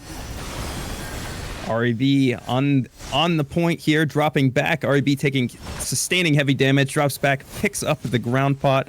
REB just taking so much damage here. They're not letting REB get away. They send the White Mage LB. They commit so much just to take down that warrior. What do they fear the warrior so much that it has so many resources spent? But it is enough that Guangdong Tigers is able to continue this push here. There's 4 people up for Comp 1. They got to get onto this point, Amadeus. They got to get on the point, man. They really do. Mountain Boot going ahead and burning their guard to just buy a little more time, but it looks like Senna has now taken the mantle along with Jet Vermilion. Overall, they're not able to really punish anyone or even Mountain Boot from there, being able to get out freely. Looks like Ice is being sent on, so they can't get the full usage out of that White Mage laser, being pretty much sent on by 2 people, Jet Vermilion and Senna. However, they do try to defend themselves quite a bit by just popping in and out, trying to get line of sight and as well grabbing whatever floor pot they can. every time Guangdong Tigers is sending 2 people after someone trying to drop back in pot. So they're just not letting Comp 1 get a chance to breathe. There's just nothing they can do here. And Guangdong Tigers is continuing this push here, just doing a great job rotating on the point, continuing the push. Like we have a White Mage laser trade, which is really putting them on some low resources. Original DSI in a little bit of trouble, but was able to get covered by Senna and is now using their standard issue elixir to get their resources back. This enables them ultimately to put some pressure on Wolfstar and removing the Astrologian, one of their main sustain sources, off the field. So what we should see from here is that now trying to pick off another target should be quite easier, and that coming to be Usada Pecora. Oh, Medomeshi throwing out the Bahamut there. Able to wait. Oh, we see Ari pushing the point back. Even though they're down 2 players, Comp 1 just trying to stay alive here and just push the point back and keep it out of their touchdown. Ice taking some time to use their standard issue elixir, kind of healing them up, and as well with Ari Bea. So it looks like they're just going for some sort of reset here. See if they can meet the team over near the 50, or let's see how they approach this. All in all, we do see that Buzzy Wuzzy's LB is now online, as well as World Stars, but they're not getting the full usage as they were immediately removed. This removing a lot of a damage buff that they could have used to try to secure other kills. They are sending on Jet Vermilion though, and we do see that the laser was able to kind of clip them and kind of forcing them to use a lot more of their MP resources than they had intended. In this case, with Senna being down, Jet does not have that kind of comfort of knowing that they're going to get covered to be able to reset. So ultimately, Lisa, Jet Vermilion being removed off the field. Comp 1 doing a great job of turning that fight around where it looked like they were on the back foot as World Star went down from the initial engagement from Guangdong Tigers. Oh, such a clutch cover on the original DSI from Senna Yen. Awesome. Wait, Senna Yen blown up immediately when they're during the cover. Senna Yen going down 10 seconds before overtime. This could be disastrous right at the beginning of overtime here for Guangdong Tigers if Comp 1 is able to keep up this momentum that they have. But one thing we do need to realize for Guangdong Tigers is they have quite a few LBs ready to go and ready to rip. So hopefully they can pretty much use Medomeshi's Bahamut along with Mountain Boop's sustaining Seraph along with extra damage and more sustain from Senna's Paladin LB. So I do see that already the Seraph has gone out to pretty much get everything along the road here. Some mitigation and some damage reduction going out from Mountain Boop. They are able to pretty much ultimately use those LBs. Bahamut laying down that oppressive AoE pressure. They're able to remove Buzzy and Ice. And now they're going after the warrior Ari Bea, who has gone ahead and used their LB to try to pretty much keep themselves sustained. But unfortunately, that was not enough. They were moved off a field and overtime has ended. 2-0 Guangdong Tigers in this, our first best of 5 of the CC Madness guard break, which, by the way, go ahead and give the channel a follow. CC Madness PvP. These guys do good work. Please follow the channel. Please help grow the channel. And thank you to CC Madness for putting on this tournament all together, because this is cool. This is awesome. These are some of the best matches that you'll be able to see between 2 of the best teams. Yeah. What do you want to see in this next match here, Amadeus? What do you think Comp 1 could do to win here? Comp 1 is really going to have to, you know, aside from focusing on the summoner, they really are going to have to get a little more tighter in regards to punishing the paladin. You know, they were doing that around the end using Usada Pecora's Red Mage LB to pretty much instantly remove paladin once they were covering original DSI. Looks like we are on a stage for Comp 1 to choose map 3, so we're waiting to see what that particular map is going to be. Any particular wishes or any particular favorite maps that you have, Socks? I'd like to see either Red Sands or Clocktown, but I don't foresee either of these teams picking it in this situation. I feel like they're either going to pick Palestra again, if that's possible. Is that possible? Well, in this case, Erica, is that possible? Once the map gets used, you can't have a duplicate in this particular case. So it looks like we would have, you know, really high chance to hopefully get Red Sands, because I do feel you there, Socks. It's one of my favorite maps. You know, maybe it's because I just love using Reaper Fear into the Antlion, but you know. Yeah, all the stage things are super fun and funny. Like, I think Clocktown saved the game mode because the game mode was kind of dead right before the release of it, but then it came out and it's hilarious and it leads to a lot of funny things happening. But oh, absolutely. But there is a lot of things that you can't control on the Red Sands, like You know how And it often you have looks to like drop Red back. Sands is selected for the map. Oh, I am man. absolutely excited for this. Let's go. Comp Blood said if they're gonna get thrown down the losers bracket, they're gonna have to go through the Red Sands, which I've played on this map like 5 times. At this point, I practically live in that map. You know, some people like calling it Egypt, some people call it Las Vegas. I feel right at home. Las Vegas. Yeah, I've played it only a few times. I'm not really as familiar with it as all the other maps, but it is pretty hilarious. So, All right, 2-0. with Red Sands locked in, it also looks like we might have some comp changes here. Taking a quick look right now, looks like I do see that we have Ice now on Gunbreaker. Oh, I see. Gunbreaker from Ice.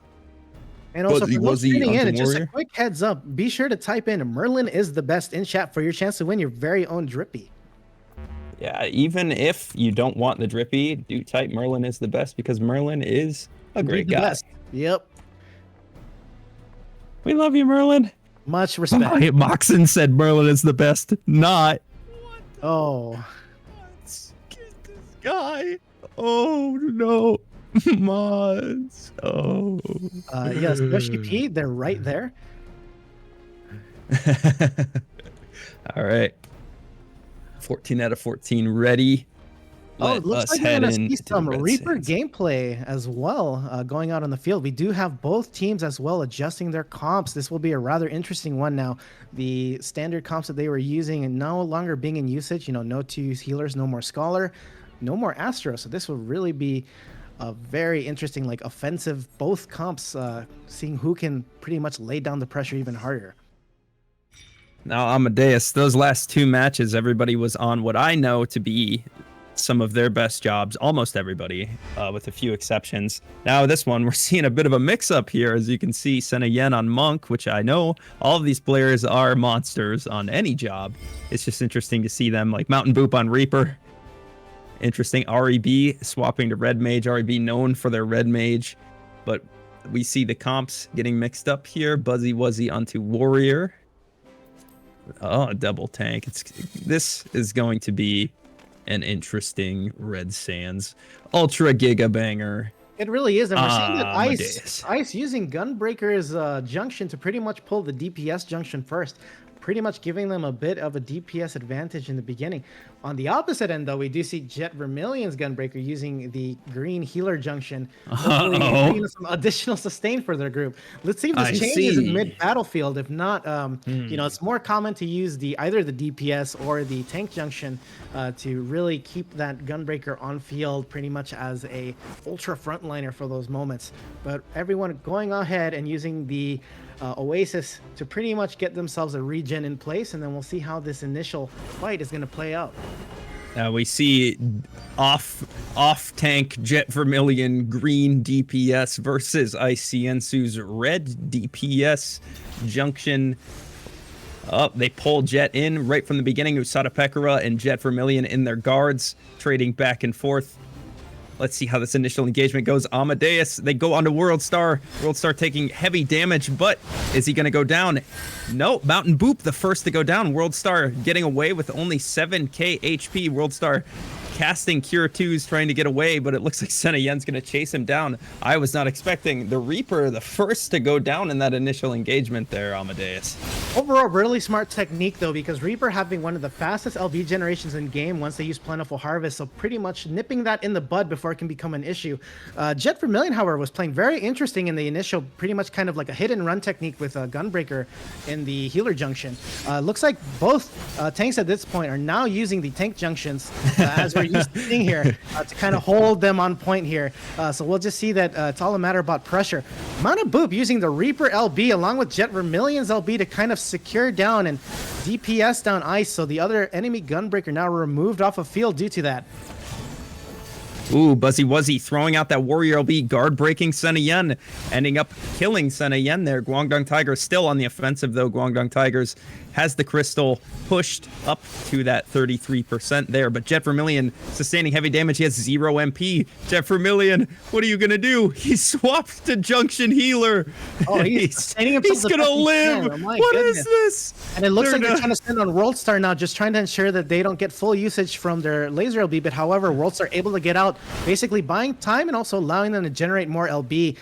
Now it's getting a little hot in here because we're seeing Heat Wave is coming in about the next 5 seconds, as well as the Cactuar as the randomly selected event happening once the 50 was touched. Not really killing anybody and not really causing too much of an issue, but the desert heat intensifies. It's like CCRC all over again. Everybody's melting. Oh, yeah, it's hot in here, Amadeus. It's hot as hell. Mountain Boop, the Reaper, getting pulled back in, dropping so low he dies with LB. Reaper not able to do much in this game. Their LB just getting canceled out over and over and over again. Comp 1 is going to have to push back and hopefully touch that checkpoint here. 2 minutes. With 2 minutes remaining in this game, it's going to be the first time that they're going to cross Comp over the 1 is middle. doing an amazing job at just shutting down the Reaper, ensuring that they're not able to get the full usages in here. Another part of doing that, and the reason of doing that, is ensuring as well that they're not getting too many stacks. Plentiful Harvest, once it gets past about 5 stacks, becomes a very devastating move. And so removing the Reaper on regular intervals is ensuring, a lot of pressures off the field. Senna Yen getting polymorphed and stunned along with the Warrior LB completely removed off field. We do see Jet Vermilion using their LB to try to apply a debuff on their enemies, and as well as original DSI's laser going out. Oh, Comp 1 is doing such a great job of picking off these Tigers, these Guangdong Tigers going down as they turn onto original DSI. He's dropping so low, down 2k MP. They send the Dragoon LB, original picking up that ground pot. Is he going to get away as he goes for the slide? REB just Original trying to keep DSI getting original away. harassed by Ari, but Original taking the sand lane here, pretty much defending them quite a bit. He got And now away. plenty of time to use their elixir now at this point. Comp 1 is going to need to touch this checkpoint. They have 1 minute left in the game here. Senna Yen dropping so low as they pick up a kill onto Guangdong Tigers' Monk and their Gunbreaker. Jet Vermilion goes down as well. Comp 1 picking up 2 kills, moving on to Meadow Meshi, the summoner that's been such a thorn in their side for these first 2 games. Comp 1 trying to touch the checkpoint. Meadow Meshi stops it at 46%. Oh, wait a minute. Looks like a Reaper. Oh, they LB turned has into gone original. out. Wait, nobody's on the point. Oh Meadow's my pushing the goodness. point back. Yep, Oh, Meadows pretty God. much wise manning it. However, it looks like quite a few are moving to Calf Collapse back. Mountain Boop still mid LB, just trying to attempt to buy some time and throwing out the Communio. However, unfortunately, not able to secure any kills here. It looks like Guangdong Tigers is kind of on the back foot here with only 3 members currently alive. Jet Vermilion having their guard kind of ripped from Buzzy Wuzzy. And as we call it here, the guard break, will they be removed? Wait, Jet. It looks like it's a Jet, full 2K Jet really HP, hanging on to 3K their HP. dear life here. Oh Now, my God. with their Nebula in place and their guard, they still are alive here, kind of getting their health pushed up. However, ultimately, they do get teamed up and removed. Oh man, Jet Vermilion staying alive for so long there. Comp 1 still has not touched the checkpoint, and we're now in overtime, but it is a 5v3. Guangdong Tigers down 2 members. It looks like Mountain Comp 1 Boop is using going to the have Reaper to... LB to try to scare some people off the point. Ultimately, hopefully, nope, only 49.8%. Wasn't able to touch that. Oh man, Comp 1 just has to touch this checkpoint. They just say, oh, they pick up the kill into the Reaper, but there's 3 limit breaks that are going to command this point here. Jet Vermilion's Gunbreaker LB, original DSI's White Mage LB, Senna Yen sending the Meteor Drive, picking up the kill into Asada Pekara, but they swap. Senna Yen goes down. So many people die. immediate launch What Bahamut the? going out, my goodness. Oh my God. Comp 1 just getting What the- demolished by the Bahamut. Ari Ban now taking a majority of damage, trying to back off, only leaving World Star here on point, attempting to pretty much hold the fort down. World Star pretty much fighting tooth and nail, getting sent on by the entire team and only having pretty much guard left as one of their last defensive tools. Jet Vermilion sending that huge Gunbreaker LB, and Overtime that's going to do clocking it. out, and that does it. My goodness. What the 3-0 Guangdong Tigers, just showing that they are the dominant team here in North America. Oh my goodness. Guangdong Tigers. Osada Pekara on the Dragoon there, putting up a performance, but it wasn't enough. Oh, if only Comp 1 was able to touch that checkpoint before overtime, they would have had an easier time, but it was just so rough. Guangdong Tigers swapping back and forth on the point, not letting anybody touch their. No, that was Oh, quite man. the performance. You know, Comp 1 trying their best to remove Mountain Boop on Reaper, kind of trying to like nerf the LB generation and as well as the Plentiful Harvest generation as much as they could, but ultimately the pressure from the other members, you know, the AoE pressure from Meadows Caster as a summoner, and as well as just the presence, the frontline presence that Jet Vermilion was able to give, ultimately they cracked under the pressure. It was pretty. You very rarely see a Gunbreaker actually swapping to anything besides Tank Junction, so it's kind of funny to see both Gunbreakers kind of swapping around, and then we saw the vaunted green junction, the healer junction, and then it kind of kept the mans alive for about 10 minutes inside that oasis there. Completely unkillable. Truly an unorthodox technique there, but it completely paid off. All right, we're moving on here to the losers finals, right? Losers finals. Yeah, okay. So we are going to be going into a match of the Mark Ignore Chi-10 hitters versus the Comp 1 that we just saw. Mark Ignore Chi-10 hitters. Let's pull up their pictures if we could, Erica, please. Erica Aris doing a great job here running.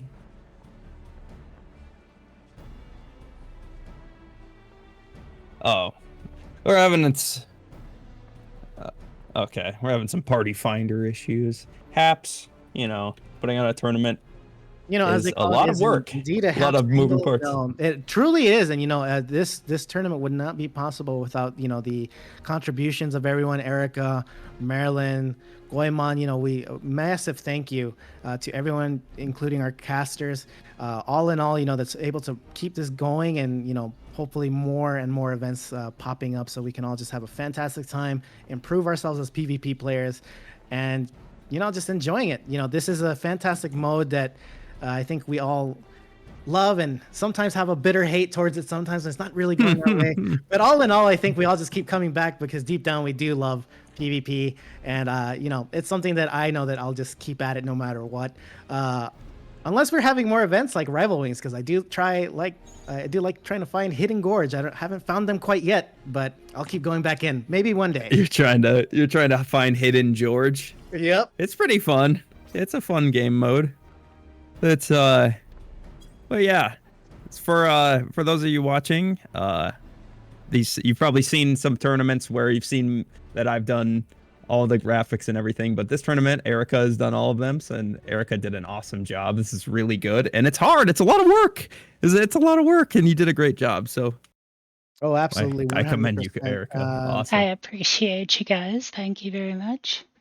So now we're just getting some confirmation in regards to the PFs. Just waiting one moment here so we can go ahead and join them, so we can keep a close eye on these matches that are going to be happening. Yeah.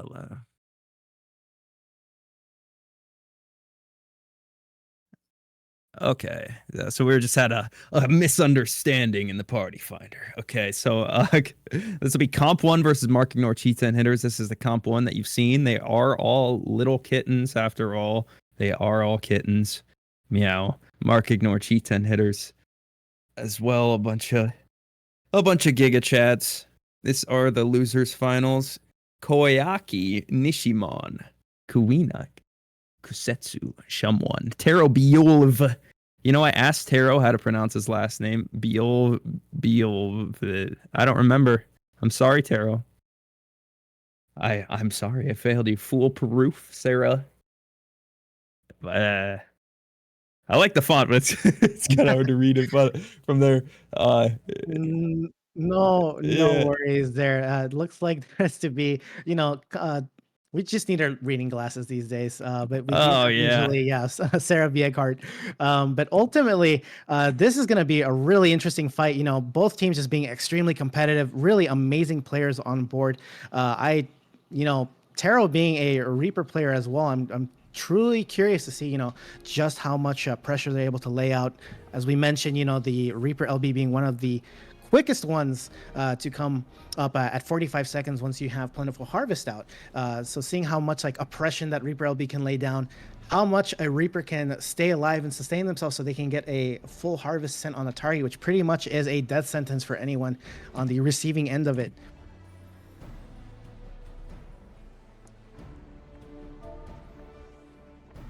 And then, so we're looking into what particular maps are going to be played and which ones are banned for the initial match. So looking at it right now, it looks like for the first game, we will be moving into Cloud9.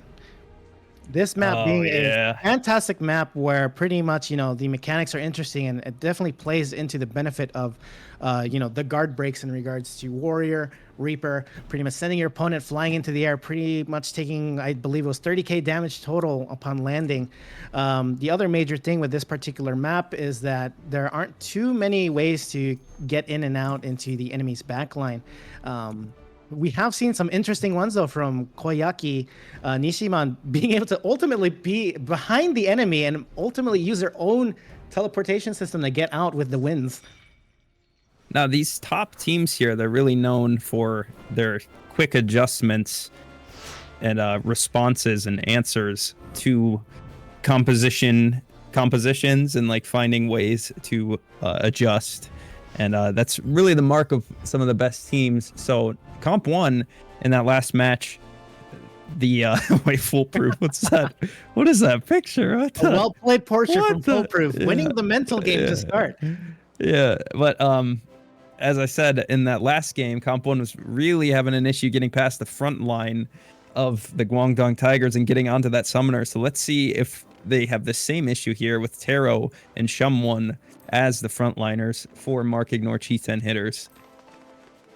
As we know, we see a lot of jobs swapped up here for Comp 1. REB on the Scholar, Ice on the Ninja, Usada Pekara on the Black Mage. Now, Black Mage is always interesting to watch in this light party situation here. Let's see how... It truly is. If defended properly, the Black Mage can lay down so much CC with their Ice and as well just damage over time with their fire spells. Usada, the Black Mage, just running right in, going right into guard. Oh, they engaging immediately right onto Foolproof, but REB going down to 4k HP. REB dropping back, but they pick up the kill on a Koyaki. Immediately, oh my goodness. Whoa. Even though they have the balance from the Astrologian giving them some additional damage, it looks like they are still being pressured. Aribia going removed, though. The Scholar removed off the field. Taro still surviving and generating more Reaper LB. However, they are running out of resources here. They're running back, going ahead and grabbing the floor pot to kind of sustain themselves a little longer. Oh, Mark Ignore Chi-10 hitters doing a great job pushing the point here right in the beginning. Taro dropping back, picking up that reset. Oh man, Mark Ignore Chi-10 hitters gonna play around Taro's Reaper LB here. Let's see how Taro sends this out. We do see Worldstar recently polymorphed, and they're trying to kind of poise themselves so they can use their White Mage Laser LB. Looks like they haven't used it quite yet. That slight delay leading to Usada Pekara's death. All in all, it looks like Mark Ignore Chi-10 hitters is really putting down some pressure here. The Reaper LB going once again. Camino laying down some damage. However, we do have some death trades here. Whoa, Mark Ignore Chi-10 hitters. 5 seconds until turbulence here. Mark Ignore Chi-10 hitters doing a great job sustaining so much pressure, just keeping up this assault onto Comp 1. Impressive move by Buzzy Wuzzy using their guard break LB to ensure that those people got sent up. However, it only bought them a few precious seconds. Buzzy Wuzzy having to kind of back it up so they can go ahead and use an elixir and buy themselves some more time. However, it looks like they are trying to go back and just help their comrade here, Usada Pekara, because Usada Pekara being the Black Mage having a lower health pool, they do need to get off point. However, they were chased down and removed off of field. Whoa, Taro now being polymorphed. However, they were able to grab the floor potion, basically ensuring that they successfully got out. Koyaki Nishiman kind of coming back. However, we do see Shumwon kind of harassing Buzzy Wuzzy, preventing their full elixir heal. Mark Ignore Chi-10 hitters doing a great job when there's no Chi-10 for them to hit into. They've made it to the checkpoint up to 50%. Oh, but Foolproof, has he overextended? Has he overextended? Is he gonna die? He's not. He drops back. REB's throwing out their Seraph, but REB, the Scholar, dies instantly right after throwing out their limit break. Mark Ignore Chi-10 hitters is sitting pretty here. 2 minutes left in the match. And it Oh, looks man. like Shum1 sending their LB onto Usada Pakora, preventing them from being able to guard and then ultimately chasing them down. This really looks like just heavy pressure thanks to the Reaper LBs that are happening, and as well as Shum1's guard break LBs kind of ensuring that, that the team's not able to recover, the team's not able to kind of get their footing back. Taro taking some time to go ahead and Holy. even have the freedom to elixir near the point. Reaper LB wait. currently active, so we can see how this plays out. Yeah, they're in range to be able to scam and just get the win right away, but Taro sends it off. They pick up the kill onto ice, the ninja. Oh, wow. I don't know if I was expecting such a dominant performance from the Mark Ignore Cheetan hitters here. Taro on this Reaper is just a demon. What is happening? Yep, They're Taro just now building doing up so level much. 7 Plentiful Harvest. One more and they are able to get the full 24k damage output. They have the 8 stack now and under balance. They should be able to ultimately, the next target that they pick should be able to remove them with no problem. That being sent on Buzzy Wuzzy, who pretty much negates the floor pot using the Whoa. Plentiful Harvest. 1 minute left. Mark Ignore Cheetan hitters pushed up to the checkpoint of Comp 1. WorldStar sends the White Mage LB onto the Astrologian. Someone throws out that Warrior LB. Oh my goodness! You see another So Reaper LB huge going out, damage. allowing them to secure much more damage and another kill as well. With the mechanic, God. the Rise Up Tornado mechanic in the next 3 seconds. Taro getting stunned before able to get on the feather. And it looks like ultimately the feather goes to Koyaki, which does work in the favor as the White Mage LB will now come back a lot faster. Oh, Buzzy, the one on the point, trying to anchor it down there and he's going down to 700 HP and dead. Mark Ignore Cheetan hitters, are they just going to be able to push it in here as WorldStar gets pulled off? They're at 98, 99%, Usada 10 coming in seconds on left. the last moment with guard, but unfortunately not able to hold the fort down. Ice popping in though, using Bunshin, kind of maintain themselves with a shield, knowing that Ninja's both combination of Bunshin and Huton giving them more HP than a tank, so they are able to kind of get off, but they are being chased down. Wait. They are able Reaper to get scam? out. Oh, Reaper scam, Reaper maybe? has No. not poised up quite yet. They are moving in now, and we do see the Reaper LB kicking Oh. off. However, it does not ultimately make it to the goal, but there it is because of the overtime running out. What the hell? Did you just see that? Mark Ignore Cheetan hitters with an absolute demon performance here. Foolproof and Taro. What the? Comp 1 is a good team. They have so many people that were winners of CCRC. It's Amadeus, I'm not gonna lie, I wasn't expecting it.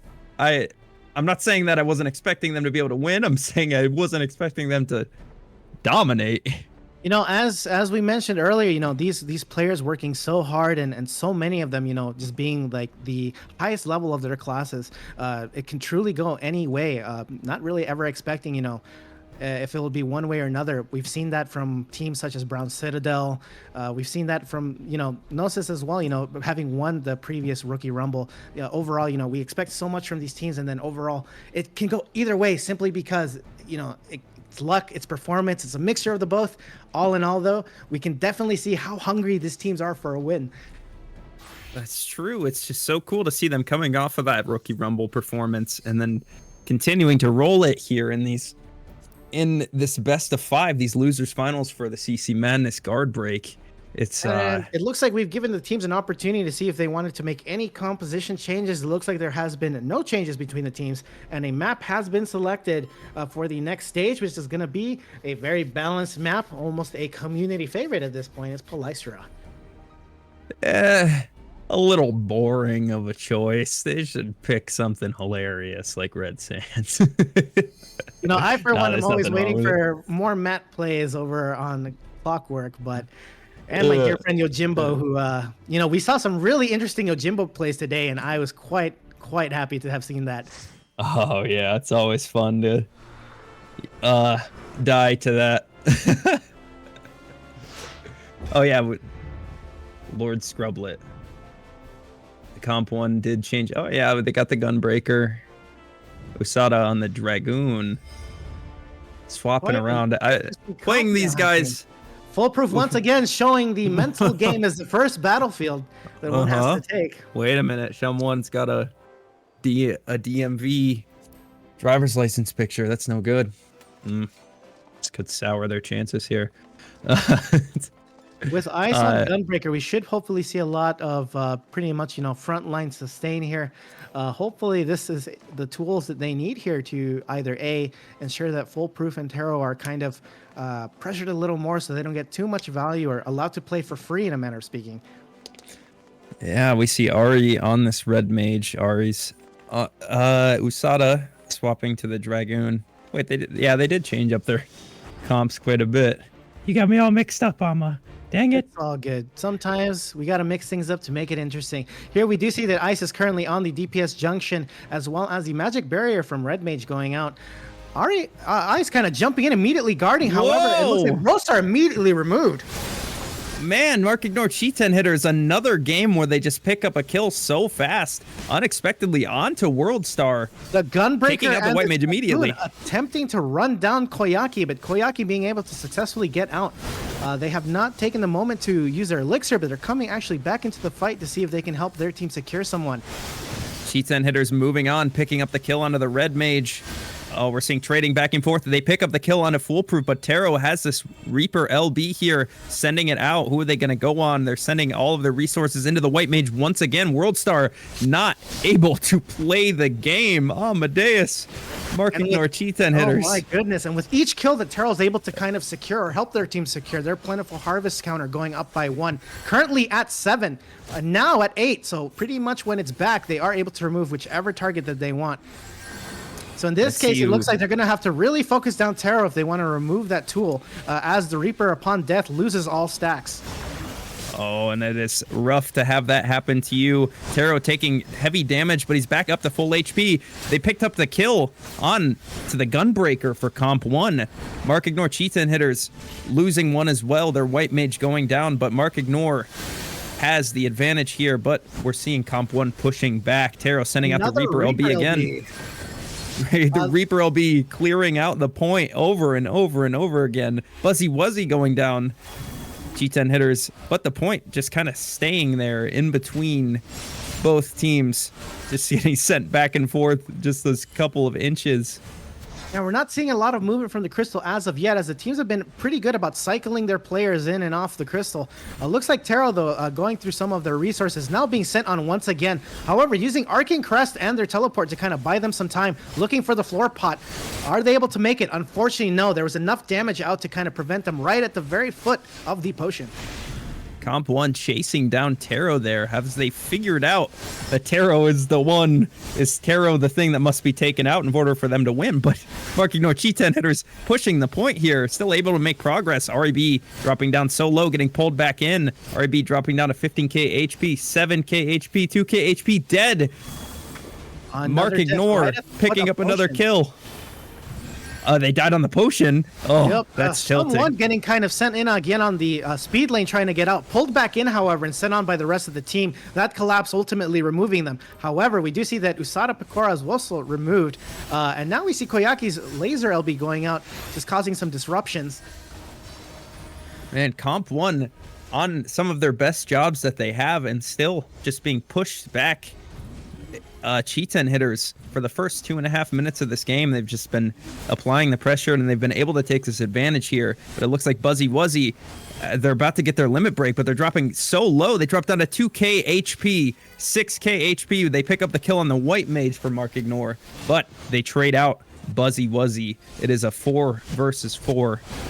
Oh, Amadeus. Cheat-10 hitters just really showing up here today. They're doing a great job. Yeah, and we do see the Dragoon Usada Pecora's guard has been stripped from them due to Shum1's Warrior LB. They are trying to take some time to find a way to recover, kind of fighting here and there and making their way back towards the floor pot so they can, hopefully get a lot of that pressure out, and which ultimately they do, and now they're potting. All right, Foolproof has their Summoner LB, but they're taking heavy damage, getting chased down by 2 big guys running around through that speed lane. They pick up the ground pot.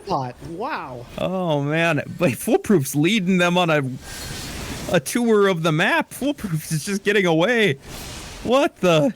Foolproof, no guard running around, no MP, has their limit break, and they just can't kill Foolproof. Worldstar going down in exchange, but Koyaki, the white mage for white mage, both Looks going like down. Foolproof sending out the Phoenix to buy themselves some sustain while maintaining on field and also guarding up so they can just get that healing for free. Still being sent on by quite a few people, but they are able to get out thanks to assistance from Kuina, providing Astrologian heals. That Phoenix reducing the damage that Comp 1 could do, and they're able to pick up that kill on the Buzzy Wuzzy here. We have 5 seconds until overtime. Comp 1 is sitting pretty. They can have Taro scam here. It looks like they're just going to kind of just be able to win right away. Positioning up for the Reaper LB, sending quite a few people off. The overtime clock running out. However, Ice able to get back on just in time to reset it. Wow. Taro a little too late with that Reaper LB there. Taro going down as well. This might not be good, but they pick up the kill on Ari. 4-4. Another Cheetah hitter goes down with their limit break there in the last second. Oh, this isn't looking good for the Cheetah hitters, actually, because they never managed to hit the checkpoint.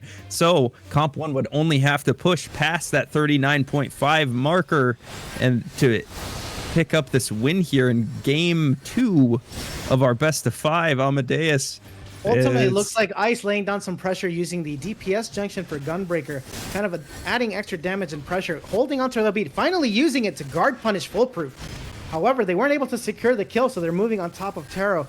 Taro not having quite their LB yet, and we do see that they are still kind of positioning them here and trying to build as much LB as they can, teleporting to grab a pod and teleporting right back to the point. Really interesting yo-yo trick to kind of survive here. Taro's LB now online. We'll be able to see if they get another chance at scamming the people off the point. And Foolproof has their limit break as well. Koyaki, the white mage, goes down. But Foolproof and Taro have their limit breaks here. Shum1, the warrior on Mark Ignore, Cheetah and hitters, sustaining heavy damage on the point. Foolproof sending out the Bahamut. Taro sending out that Reaper LB, but it's not enough to pick up any kills. Comp 1 still has all 5 members. LB under White Shift to pretty much provide healing for the crew and as well sustaining themselves from being killed. As Shum1 comes back up, we're almost back on equal footing here if Foolproof is able to pick up this ground pot. Foolproof is not. They die feet away from this HP and MP restoration here. They are not able to stay alive. Actually, it doesn't restore MP, but whatever. Koyaki, the white mage, they're just not letting... They're not letting Koyaki play this game. Koyaki's going to have to drop back, but they pick up a kill on REB. 4-4. Once again in Gunbreaker's tank junction, and then using the LB to kind of scare people off point, get some debuffs out to pretty much kind of increase damage and make people use their resources a little quicker. It's a tank versus tank battle on the point, and they're fighting for every little square inch that they can to be able to make it. However, locked down by another Reaper LB, trying to push back in for resetting the overtime timer. Ice removed ultimately. Taro flies in with that Reaper LB, and it just clears out the point. Once again, Taro holding down the point here. Worldstar doing everything that he can to just hold the point and be able to continue this push. They pick up the kill on a Taro. Oh. Ooh, And it looks like Worldstar. Shum1 is the next target as they're being sent. Their Purify and their Guard now being used to kind of keep themselves on field. A Dragoon LB from Usada Picora going down, but not really securing a kill quite yet, but putting some massive pressure on field while allowing Usada to have a little more sustain with the shield that's given from the LB itself. Cheetah and hitters is going to have to stop this point. They only have to go 4% more in order to pick up this win.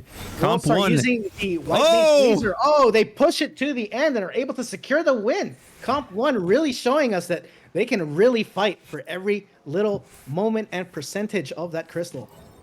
That's yet another game that we've seen just from not being able to touch that checkpoint. It happened to Comp 1 to them, but when you're not able to touch the checkpoint, it just makes the game so hard to win in overtime. It's so difficult to push that point as far as it needs to go in overtime, especially when you need to stay there. You don't have as many opportunities to step off and reset. It's just hard. But Overall, really good positioning from Comp 1, being able to pretty much ultimately kind of predict that when the Reaper's going to come on an LB and pretty much kind of like poise themselves for the perfect scenario to immediately get on point and still maintain their overtime timer resetting and maintaining forward. It's thanks to movements like that to counter Reaper's scam LBs, or the cheese plays as some people would like to call it. That's really what kind of takes the wind out of the sails for some of those Reaper LBs. Yeah, Comp 1 tying it up 1-1. We saw that I think Comp 1 kind of realized what a problem Taro was around 4 minutes into the match. They just noticed that Taro was kind of instrumental for Cheats and Hitters to pick up a kill, and then they were just kind of turning on Taro because Foolproof, it was really difficult to chase down Foolproof, but they were going after Koyaki, the white mage, and they were just able to take the white mage out. If you can take out that poly, you can take out that laser. And look, Comp 1 was using everything to their advantage. If they can't kill Foolproof, but Taro is available in there, they were going to go after Taro, and they're going to go after Koyaki every time.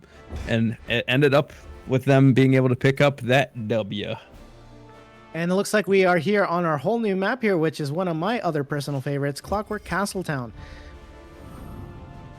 Now, Yeah, this one particular is- map's really fun because, are we going to see more mat flips? Are we going to see any Yojimbo kills? A lot of potential, especially with guard break LBs such as Reaper and Warrior, disabling people's guards and ultimately, hopefully, locking down a target into these map mechanics. Oh man, Foolproof, your portrait is just an ass. That's all it is. Were there any comp changes? No. So far, looking into it, I don't see any major comp changes at this time. We do see Ice back, still on Gunbreaker with the DPS junction to start, giving them that extra damage boost, hopefully to secure a target in the opening salvo. So let's see if Koyaki is able to make the adjustment and able to position themselves a bit further back so they're not not an easy target, but for Comp 1, they were the Tempting one target, that if they were anything. going after. Yeah, exactly. All right, Osada backflipping in. Oh, Immediately getting a kill quick on the kill. Warriors turn 1. Quite amazing. It looks like on Comp 1 side though, no real deaths as of yet, so no trade has happened. Koyaki getting sent on next and chased down by the Red Mage and the Warrior. Dragoon jumping into the fray. Now it looks like they're going full send onto Koyaki. However, Kuina doing their best to provide as much heals as they can to their colleague. Unfortunately, was not enough. 2 fast kills from Comp 1 here in this opener. It looks like Comp 1 just opting for a way more aggressive stance here as Taro gets his first Reaper LB. They turn on to Taro and they pick up yet another kill. Usada is able to drop back and get a full reset here. Comp 1 Looks like the continuing this aggressive Astrologian push. taking the laser and the Gunbreaker LB getting some additional pressure, preventing them from touching the floor pot. Comp 1 looking totally different here in game 3. So aggressive, turning on to Shum 1 as well. Mark Ignore Cheats and Hitters has not had a fight with all 5 members up yet since Shum 1 died instantly. It's been 5-4 the whole time. Cheats and Hitters are going to have to drop back and get all 5 back up if they want to win this AMA. Comp 1 allowing WorldStar to push the point all by themselves, and now they've actually managed to reach the 50, are on route to break it. Massive guard breaks going out in regards to Buzzy Wuzzy's trading his life to pretty much allow that to happen, making the enemy team kind of fall back a little bit more.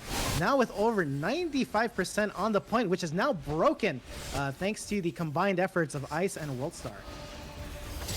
Oh, Taro dying with his LB. Buzzy Wuzzy's going to be back on the field here. Comp 1 is able to continue this assault. Shum 1 dropping down to 15k HP, and he's going to have to reset.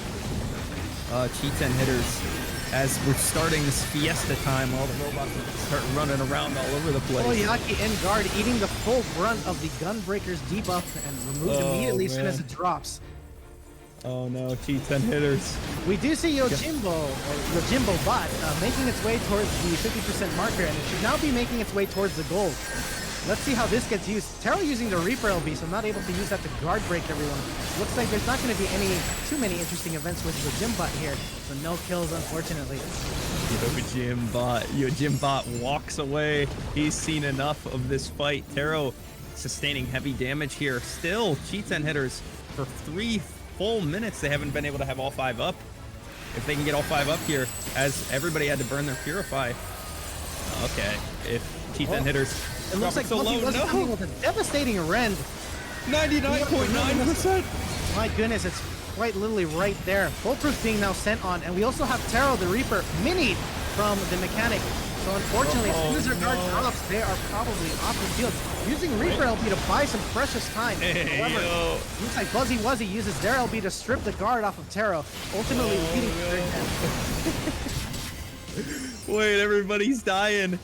Both teams sustaining heavy deaths, 99.9%. Comp 1 just has to sneeze and knock them off of this, but they're not able to. Taro, when he was a mini little baby, was able to push them off and keep them off. Foolproof trying to keep the dream alive here as Usada Fekra is the only Comp 1 member as they swap out Worldstar. And Comp 1 just wants to end the game right here with a minute left. Quick Unfortunately, it looks like one trade. We're gonna have to fight for that time, as it looks like quite a few trades are happening here.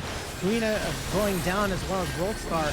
We still have quite a lot of DPS on Comp 1 side still active and ready to go, but it looks like some of them are taking the moment to either reset or kind of readjust their positioning. You know, Red Mage going back on Taro, the Reaper being removed rather quickly, you know, kind of clipping the wings in regards to the Reaper LB being able to be built any further. Cheats hitters. They just have to get all 5 up. That's what is going to win them this game, because it's not over yet. They have 30 seconds and overtime still to happen, and I've seen so many people have a 99.9% throw in overtime on this map. Amadeus, this happens to me all the time with Solo Q. No, I've seen it happen multiple times. You know, no matter, and you know that's where the Reaper scam can come in quite handy. Looks like Taro actually using their LB to try to buy some additional time, remove Buzzy Wuzzy off the field with the 2 precious seconds that the Hysteria provides. And it looks like Wolfstar is the next target that's being sent on stun. However, they do use their Purifier. Are they able to get anything else? Unfortunately, no. Wolfstar removed off the field. Marky Nor Cheetah Hitters now have the numbers advantage. We have Taro pretty much handling the front line and as well taking care of the crystal push while the rest of their team tries to hunt down the other members. Now, Comp 1 is either going to have to die on the point and get all 5 back here, or it looks like they're opting to just hold the point right there. Ice says he does not want the point to go any further as all of Comp 1 gets all 5 of their limit breaks. We see an Astrologian LB, Warrior LB, White Mage LB, and a response from Comp 1, but the first death is from Comp 1. Buzzy Wuzzy throwing out the Warrior LB, Worldstar throwing out the White Mage LB, but Worldstar dies. It is 2 down for Comp 1. With overtime. only one LB not really used, so looks like the rest of their LBs kind of burnt out in that particular exchange. They almost all stepped off there. That's always a Oh scary my sight goodness! to see. Oh, absolutely. Yeah. Looks like Taro playing their life at this point, holding on to the 8-stack harvest that they were able to build up. Them needing to be removed before it can be used because it is a devastating instant hit once applied. Cheats and Hitters has not been over that 0% mark this whole game, and now here they are at the checkpoint of Comp 1. They pick up another kill on a Buzzy Wuzzy. All 5 Cheats and Hitters are up, and they are now winning this game. Amadeus, Cheats and Hitters have come back. Could they do it? Could they come back from a 99% difference? It's absolutely viable and possible. Looks like, however, Ice trying to lay some pressure down onto Astrologian. Astrologian backing up to go ahead and use her Elixir. Usada Pecora going down, and Aribeo in their guard, kind of in pressure at this point. We do see that Marky Nor Cheetah Hitters has made it to 83%, slowly closing the gap of percentage difference. This is where Reaper is going to truly shine to try to fight for additional percentage. However, Reaper on field eating quite a few of the damage debuffs from Gunbreaker. However, it was not enough to truly remove them off the field. We do see Foolproof's Bahamut laying down some extra damage, allowing them to finalize and remove the Red Mage. Ice Yensu, the Gunbreaker, is going to have to drop back. He drops so low, he's going to be able to get that reset. All 4 of the Cheats and Hitters are up as they turn on to Buzzy Wuzzy. They throw out the Astrologian LB, the Celestial River that's going to be canceling out a lot of the damage from Comp 1, but they pick up the kill on a Buzzy Wuzzy. Oh, that Warrior LB would have been so instrumental. Taro with another Reaper LB is going to be able to send it out. Comp 1's going to have to be juggling so they don't allow this Reaper LB to be the thing that just pushes them all off and picks up another kill. REB on the point. They're able to get... Oh, they're not able to get away as they backflip and die midair. My goodness. G10 Hitters is just continuing this offensive here. They're all the way on the other side of the map. They were down 99.9% to 0. G10 Hitters is just keeping up this Looks like Comp offensive. 1 using one of their lasers to attempt to remove Foolproof. However, that did not fully pan out. But we do see that the other team members are now returning with LBs now being used. We do see Usada Pekora still has LB. Ari still has LB. If used properly, this could lead to a massive lead and hopefully kind of secure their win. We do see that Ice using the Gunbreaker LB to lay down some damage and a debuff onto Chum 1, who now is out of guard and no health and is removed immediately, denying them the Warrior LB.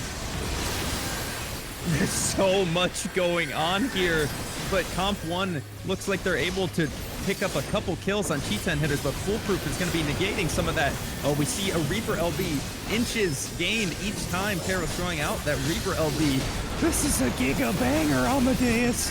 However, it looks Holy like they're trying frick. to punish Taro for using that Reaper LB. They are able to pull him back into the field, but he is actually able to get out of the fight ultimately, using his standard issue elixir to get his MP back and live another day for another fight. Lena almost having their LB up, however, minimal MP resources, using their LB, but immediately removed. Ice, the Gunbreaker, dropping super low on Comp 1. Worldstar dropping low as well. Ice goes down. Worldstar goes down. If Taro gets up this Reaper LB soon, this could be the end. 99. Oh my god! No way! Dude, G10 Hitters just came back being down 99.9% against a team of CCRC winners.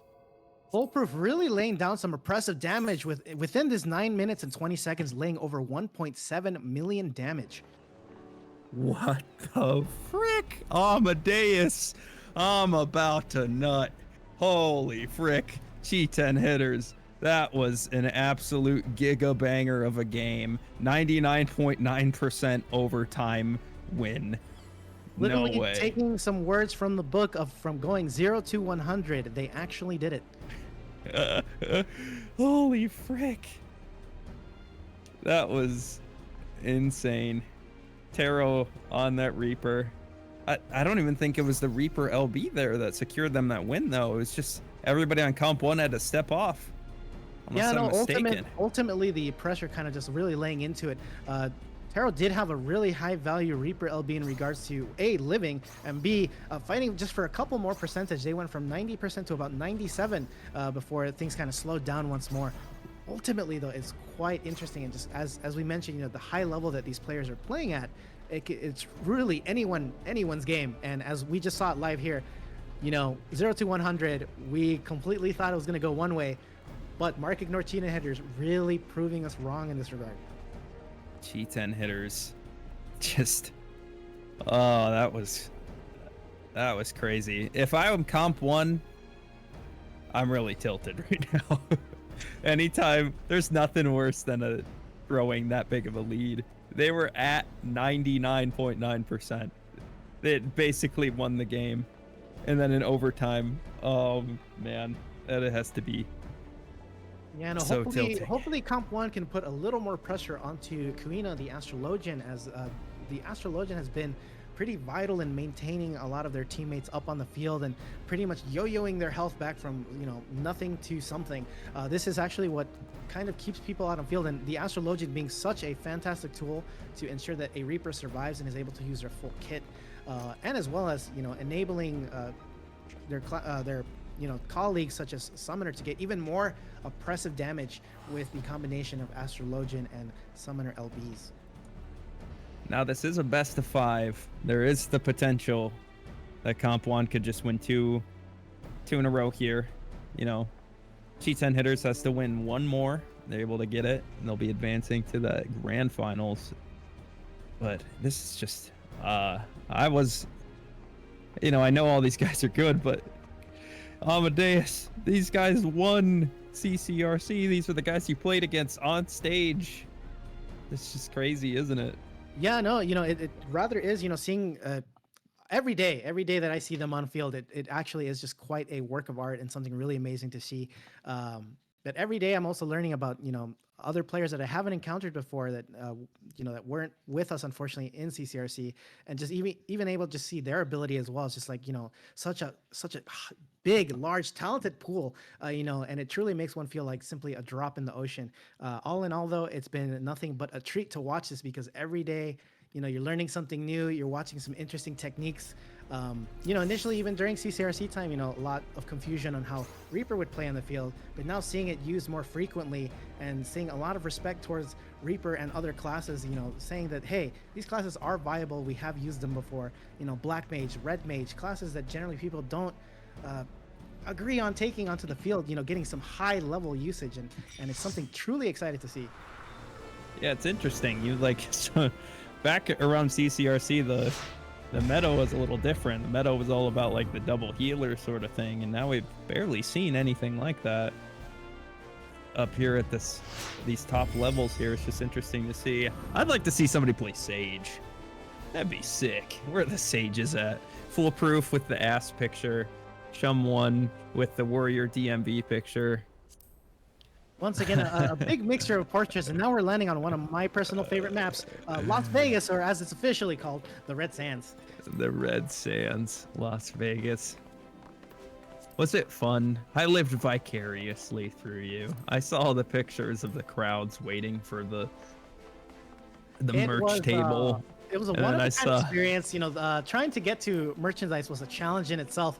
I think I would have preferred to have just PvP'd solo queued with a losing team 1,000 times before I go back into another merch line. That's for sure.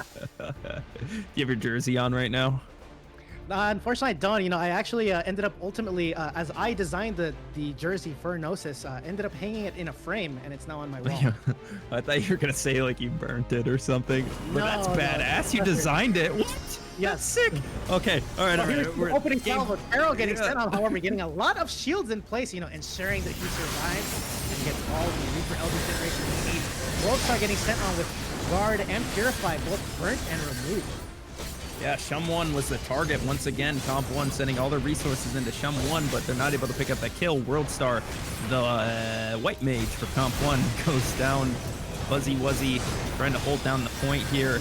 Cheetah hitters keeping up this pressure. You do see a Reaper games LB down. go out. This helps secure the kill with the faster DCV. It really does. Fuzzy Wuzzy now removed off the field. Shum a little low on the resources there, but they are still in the fight, putting massive amounts of tempo pressure. Ultimately helping secure the kill on the Red Mage Ari. They turn onto Ari, they turn onto Usada. Cheetah hitters pushing the point, taking down Comp1 members as they go along, rolling onto Worldstar. Cheetah hitters, these guys won the Rookie Rumble, and now they're just rumbling all down the Red Sands here. Worldstar, they're fighting around this point here. They are in Comp1's base here. They're on the checkpoint. Nobody pushing the checkpoint, but apparently the cactus was going on.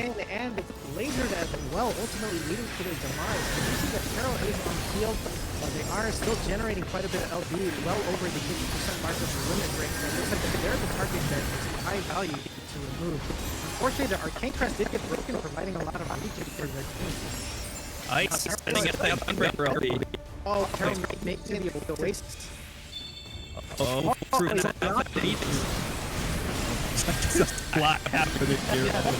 Despite many fights in different avenues of this field, this is what makes this map so interesting. All right, apparently our mics are getting a little caught up because of some technical difficulties right now, but that is okay. We're gonna be chilling. We're in robot mode. Robot mode engaged. Sockspot says I'm the best. Beat boop. Okay, we're good. Okay. And Wow, Comp1 made it. Oh my goodness, it looks like they are able to touch the 50 here. Lunar Tender, a really big blessing here. Lunar Tender providing free shields for the entire team that manages to stay within the area. And as we can see, that's a pretty chunky shield. That's a huge shield. It lasts for 30 seconds. A whole 30 Comp1 seconds. gets a huge advantage here going into this last fight. Comp1 pushed all the way from their checkpoint to the enemy checkpoint. Now remember, we just got done seeing where 99% was able to be flipped overall. We do see the Reaper was able to use their LB to kind of disrupt some of the temple, which led to the Gunbreaker's demise here. A Communio going up and not securing a secondary target. We do see that WorldStar has had their guard stripped and ultimately does lead to their death as well. Oh man, Comp 1 had a huge advantage going into that fight, and still they sustain more losses. Cheetah hitters doing an awesome job with this fight. What? They pick up 3 kills to their 1 lost Cheetah hitter. RED now dropping very low. MP dropping down. There's a ground pot, but they're going to be able to make it out. You're invulnerable when you're on these little out sand in the slides. middle of the field. What? No kills though. The normal Cactuar, you know, pretty much allowing damage that cannot be guarded. So everyone played it smart and got off the field. Kuina goat. Bah. Ultimately, though, we that's do a goat see that sound, the, right? that's the sound of something, either sheep or goat. We'll find out one day. The heat wave now coming in 5 seconds, that this pretty much is going to lay down damage on those unless they are able to get to the Oasis to kind of counteract the damage over time that they will be taking from the Las Vegas sun, beating down upon their backs. 110 plus degrees, fantastic times, good memory. Cheetah Hitter's push has just been kind of getting screwed over by these stage events here. Terra throwing out that Reaper LB, but Kuina, the Astro. What the? All removed in almost a single go, followed by Koyaki as well. And now Terra, ultimate team wipe. Oh, Cheetah Hitters is Gonzo. Are they going to be able to get back in time? Comp 1, all 5 of them up. None of the Cheetah Hitters up. They're coming back up right now, but is anybody going to be able to make it to the point? Ultimately, they're just allowing Ice to kind of push it here while kind of playing back and allowing themselves the position to remove any target or prevent anything else from moving. Hitting back to 99.4%, and we are about to enter into overtime. Oh man, we've seen this before. We're here in overtime, 99% for Comp 1. This is scary. Cheetah Hitters is going to have to fight a long way another game in order to take this series. We see REB's Red Mage LB come up on Chum1 dropping low. Chum1 going down. Out of Picora traded off, however, with Ice with minimal resources at this time, trying to get to the 4-pot, which they actually able work to get, and they do have LB, which can help secure another kill onto Taro, which does happen, and now they're laying down their debuff onto Kuina and Koyaki. These stage events ending us. Oh man, I feel for the Cheetah Hitters, these stage events just ending up in this bad situation here, but they are close to their spawn, so they're going to be able to get back. If they go down, Taro's going to be coming back up with his Reaper LB. Kuina has the Celestial River. They're going to be able to make this offensive push here as they pick up the kill onto the Gunbreaker. Cheetah Hitters is going to be able to push, but they're going to have to wait. They have broken through the checkpoint. Yeah, Okay. it looks like Comp 1 is playing a little conservatively here. Red Mage kind of hanging back here, now being the next target of focus here. They are able to hopefully get out. It looks like another Reaper LB in combination with Astrologian's Limit Break, hopefully to try to remove another pick. Hasn't happened quite yet, but you do see that the Bahamut from Ultra's Summoner going down. Usada Picora now in the air, trying to land on something. Helping secure it, Selena now removed. Usada having some additional sustain from the shield that they received. That Bahamut from Foolproof working overtime here to pick up that kill on the Buzzy Wuzzy. Cheetah Hitters trying to keep up this offensive here. Taro's going to have to drop back. He drops back to the speed lane, but Usada, wait. Oh man, Taro's like trying to break the ankles. What is this? Chum1 trying to push as much as they could, just wise manning the point over to as close as they can. Now using their LB to rip the guards from WorldStar and Usada Picora. You see Taro dashing back in, dashing out.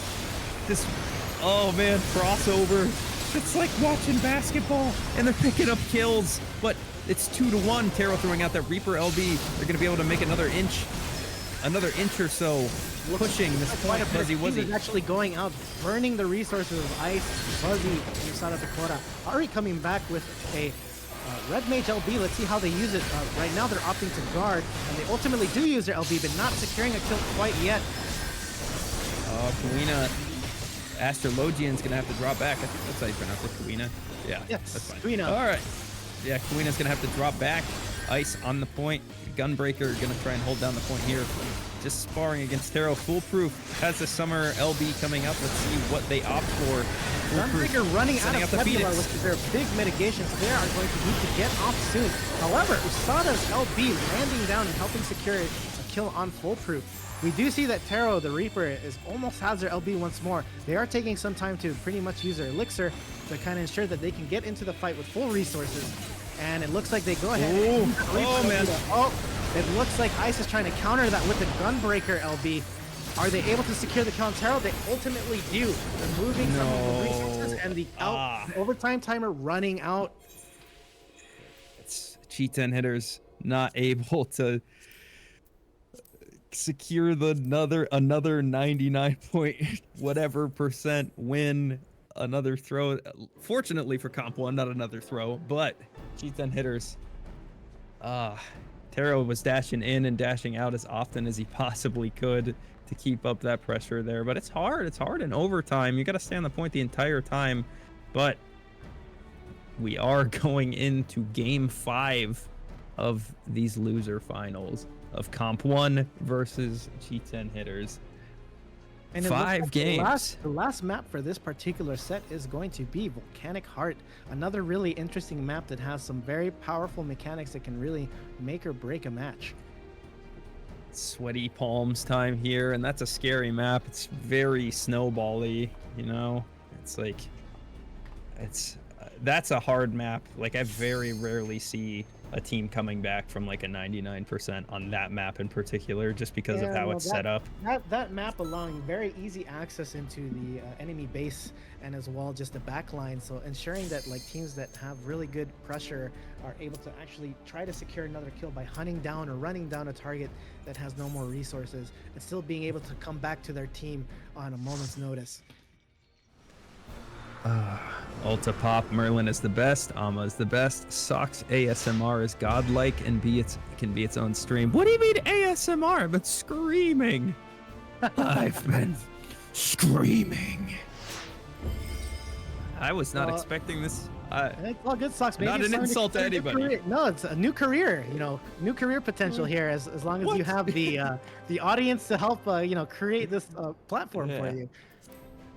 Game 5 of this losers finals. Wow. All right, so it looks like we haven't had any comp changes in here. We are entering Volcanic Heart. Once again, this is a map that has some interesting map mechanics, which is pretty much napalms causing huge cross AoEs and also depositing an orb that one can collect for additional damage and limit break gain. So we'll see if these teams are going to capitalize on these particular moments, or if they're just going to keep at each other's throats, because we have seen both teams be extremely competitive and extremely trying to just pretty much remove each other as fast as they can. And so now the fight is starting, so let's see how this opening salvo goes. This is game 5, so this tells me that these are the best jobs that these people can each opt for. If someone kind of just lets Ice run up into their a couple guards coming out, Worldstar going into their guard, Koyaki going into the guard immediately, Worldstar going down instantaneously as they look for Koyaki. They're looking for Koyaki. Is Koyaki going to go down? Astro sending everything they can. Cure 2 going off into Koyaki as well. Oh, we see a ground pot come up. Koyaki picks Koyaki it actually up. grabbing the ground pot. Koyaki. Dead on looks like they are hungry to remove Koyaki off the field. Ultimately, Red Mage stabbing them in the back. Millions of damage going into Koyaki there. That is a lot of resources just to get one kill You see there. a Reaper LB now go out. Looks like they're trying to punish the Red Mage for existing and taking out their colleague, and the Red Mage going down. Kuina now potentially one of the next targets. However, Astrologian having some really good self-sustain thanks to their heals. Now we see Comp 1. We're about to see some limit breaks come out here. Ice apparently sent out their limit break, but not much effect happening there. Osada going down. Cheat-10 hitters picking up a couple of kills here. The MP's very low on the side of Comp 1. MP's very high for the Cheat-10 hitters. Fuzzy Wuzzy's going to have to drop back and get a reset here. Worldstar's White Mage LB is up, but Koyaki's is well for the Cheat-10 Actually hitters. looks like they are hunting down the Gunbreaker to try to cause a stagger situation. Ice, the Gunbreaker, using their guard to try to just keep themselves on field. They are being chased down by multiple people. I see Death Warrant going out. I see quite a few things being used here, but they are playing so well, trying to maintain breaking of line of sight. It looks like they aren't able to reach any 4 potion anytime soon. Oh, Taro is trying to using send the Reaper ice. LB to send them into a mechanic. However, Ice still holding up for dear life and making it to a floor pot that just came back.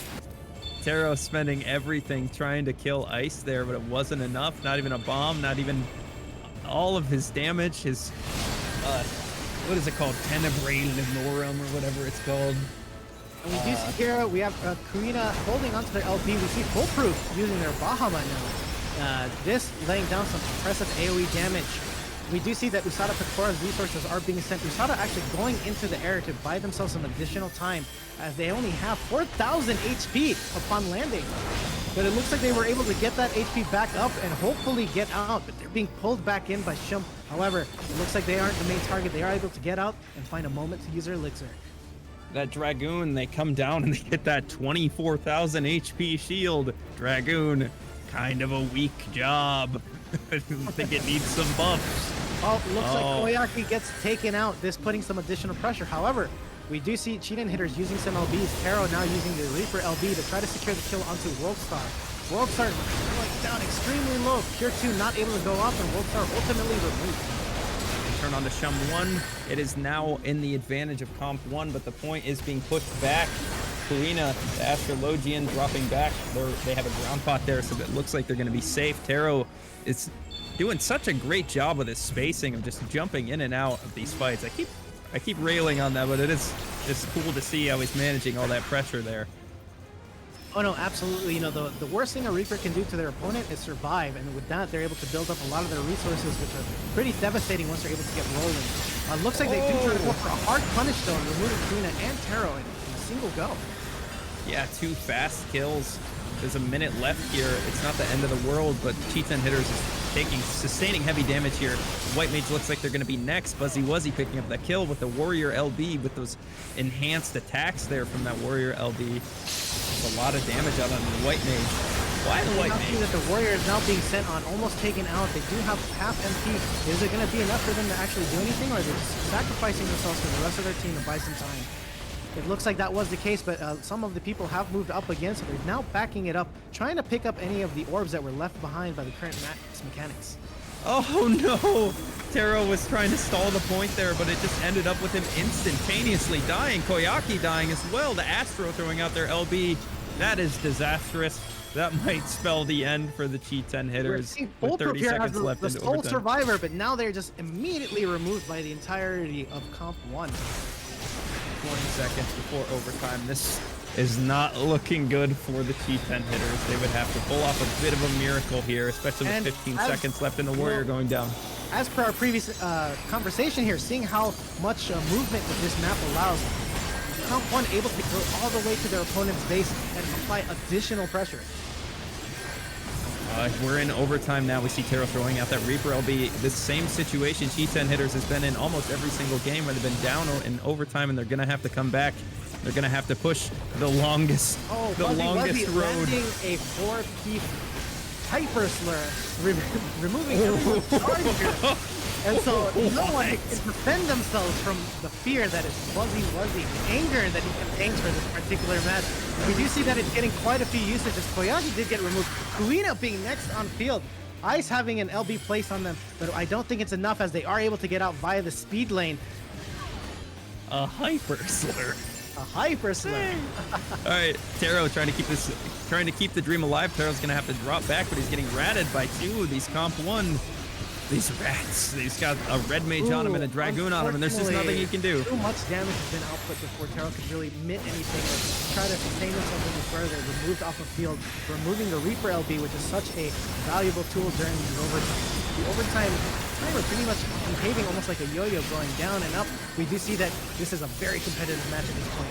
Taro is coming back, but I don't think it'll be completely enough yet because Shum is now the current next target. Silenced and then removed. Very clean 3-2-1 countdowns here from Comp 1, resulting in instantaneous 1 GCD kills to each of these members of Cheetah Hitters.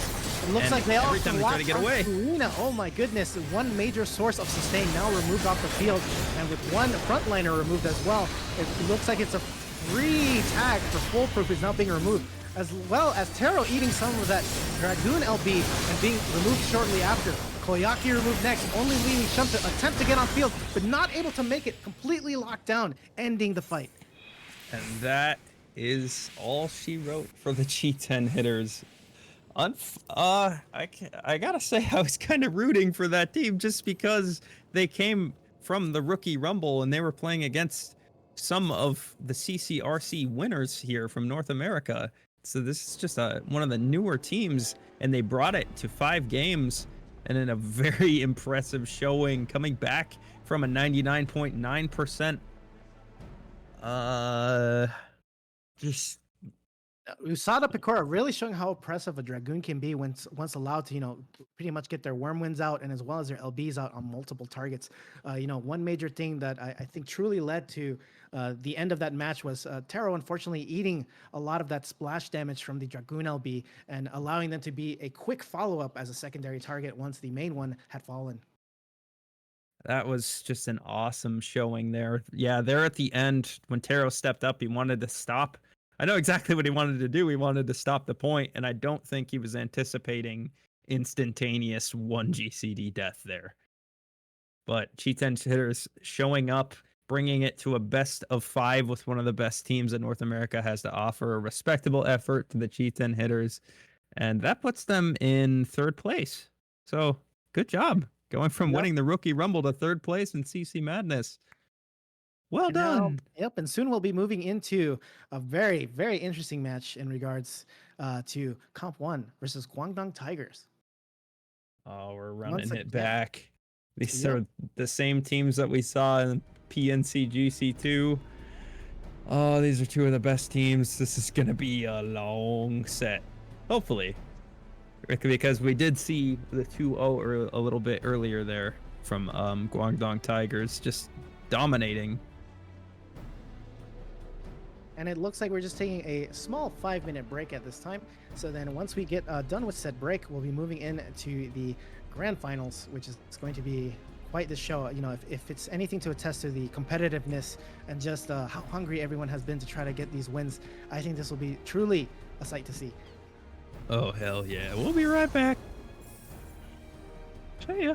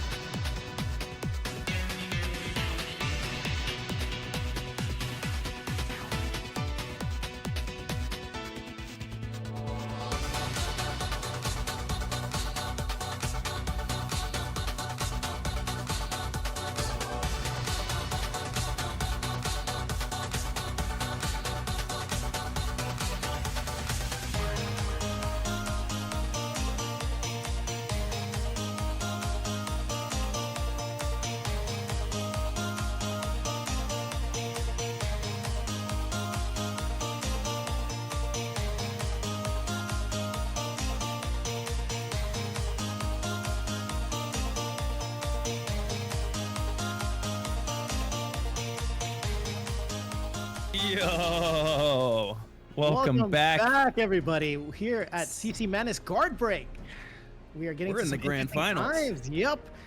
What a time to be alive, right, Sox? Yeah. Hey guys, can you believe this is Amadeus's first time casting? Can you believe that? He sounds like a YouTube guy or something. What the frick? This guy's he's awesome. Honestly, Woo! first time is, thank you so much for the invite, everyone. And, thank you as well, Sox. It's been an absolute pleasure to be here. I have been nothing but blessed, being able to participate in CCRC and other tournaments. And now being here with everyone talking about this fantastic tournament. Guard Break, we're about to enter grand finals between Guangdong Tigers and Comp 1. This is going to be a fight for the ages. Comp 1 getting eliminated initially and then clawing their way back up for another chance to fight them. There's a lot of history here. Let me set the stage for you. We've got Comp 1. We've got the Guangdong Tigers here. Now, this team disqualified from CCRC 2023, and they were looking like one of the favorites for that. And they came back, and we had a matchup between these two teams in the PNC GC2, and the Guangdong Tigers were able to show up there and win it all. And Comp 1, the winners of CCRC overall, we just saw very strong teams. It's going to be a crazy giga banger here between these two teams, Amadeus. There's just these are two of the best truly teams. say I am nothing but hyped. We have Comp 1 really showing how hungry they are, clawing their way back up from the elimination bracket just for another shot to go. So this will truly be a rather interesting set and fight to really see just how determined these teams are to take home the win. We do know that there is a prize pool to be picking up, so whoever ends up walks away with a hefty bag of Gil and some other goodies. So all in all, this is going to be something to truly witness because there's money on the line technically. So Money. These are pro players. I'm technically a pro player because I won money in a tournament one time. That's what right. tournament was that, Sock? I was the in the one revival tournament. That was the Yu-Gi-Oh tournament. It was really embarrassing. That's quite awesome. I haven't really touched too much base into Yu-Gi-Oh. I think the last time I played that was when Removed from Play was a viable meta, and I don't believe it is anymore. But you never know. You can host Revival's next Yu-Gi-Oh tournament. Noted. And now, once again, we are entering into the grand finals here. These are really, really interesting fights, all in all. We have just recently observed Comp 1 fighting their way from the elimination bracket into grand finals. Once more, take a shot at Guangdong Tigers. Both very incredible competitive teams that are truly shooting for the win and the gold at this particular time. We are just currently still waiting for one more participant to kind of make their way in there. But in the meantime, we can definitely talk about some of the achievements of the players that are joining us today and that we'll be observing. Yeah, a lot of rank ones, a lot of the final conflicts on both teams. I don't see any rank 1 front lines or any Wings of Fire from any of these guys, so I'll just say that right now, Can't say the same for me. We've got for the Guangdong Tigers, top 30 for SJ, top 30 for Senayan. Wait, hasn't Senayan been rank 1? They've been maybe. A lot of top 30s and a couple of rank 1s. Jay's been rank 1. I don't know. He's been, Some notables is, in regards to Usara, Buzzy, and Ice, all being CCRC winners, and it's really awesome to see them once more. The last time that I got to see them, perform live was actually against them in CCRC. That was such a treat and such a pleasure to have seen just, that work of art that is their team cohesion, how they communicate and how they play on the field. That is nothing but a treat to have witnessed and experienced firsthand even. And so, seeing this is truly going to be a absolutely competitive match that it could really go either way. We've seen some amazing things around here. We've seen really awesome Yojimbo plays that have removed, or disrupted the tempos entirely. We've seen a 0-100 comeback. Who knows what's going to happen in the grand finals. Now, you played against them on stage. What was that like? It was a little nerve-wracking, considering that it was my first, major actual tournament. And not only that, just the amount of practice and stuff, one, of course, you get stage anxiety, stage fright, but all in all, just those moments where my brain turned off, we played, and it was just an absolute work of art. I can truly say that in those fights, like, even though that myself and my team that we didn't win, it truly was one of the best experiences in PvP that I've ever had. I truly felt alive, in a manner of speaking. And so all in all, it was just a gift to have been participating in that, and as well as to have meet so many PvPers that love this mode just as much as I do, and to see that enthusiasm for a mode that we're all just constantly, building our tiny little rival ships here and there, but it's all in good fun.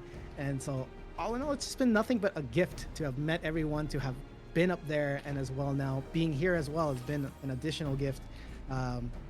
Being able to interact with this fantastic community of little gremlins that we happen to be from time to time.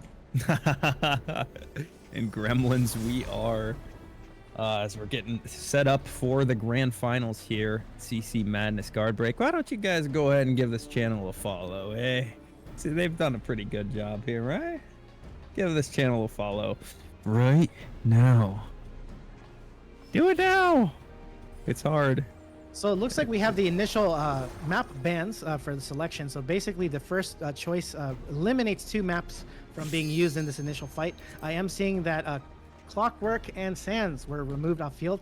And then by our random dice roll selection system, we are seeing Palistro being as the first map that we will be having this fight in. So this will be a very balanced map that really will showcase like what these teams are able to pull off, how their communications and cohesion as a team is, because there's no map mechanics to really influence anything one way or another. Now these two teams already met here in the winners finals in a best of 5, and Guangdong Tigers it looked a little easy for the Guangdong Tigers to just walk through with a 3-0 against Comp 1 here. So I want to see Comp 1 come back with a vengeance and pick up and just not get 3-0'd here in these grand finals. I know Comp 1 has the potential to do that. Let's see absolutely. How they handle and if they manage to take that win, then we'll actually go for a secondary set, considering that we'll have the elimination bracket kind of put them against each other once more. So this will be rather interesting. Guangdong Tigers having to pretty much lay down some super pressure if they want to take the kill home, take the win home. We talked a little bit about the double healer and how strong it is, and it looks like both teams are opting for double healer. A little different for Comp 1 though, because Comp 1 has a Sage on Usada Pekara. Usada, who was on Dragoon for that last set we saw him on, they're now on Sage. That's awesome. Sage! Yeah, and it looks like with the combination of Sage, Dancer, and Red Mage, and even the Dark Knight, huge AoE cleave potential.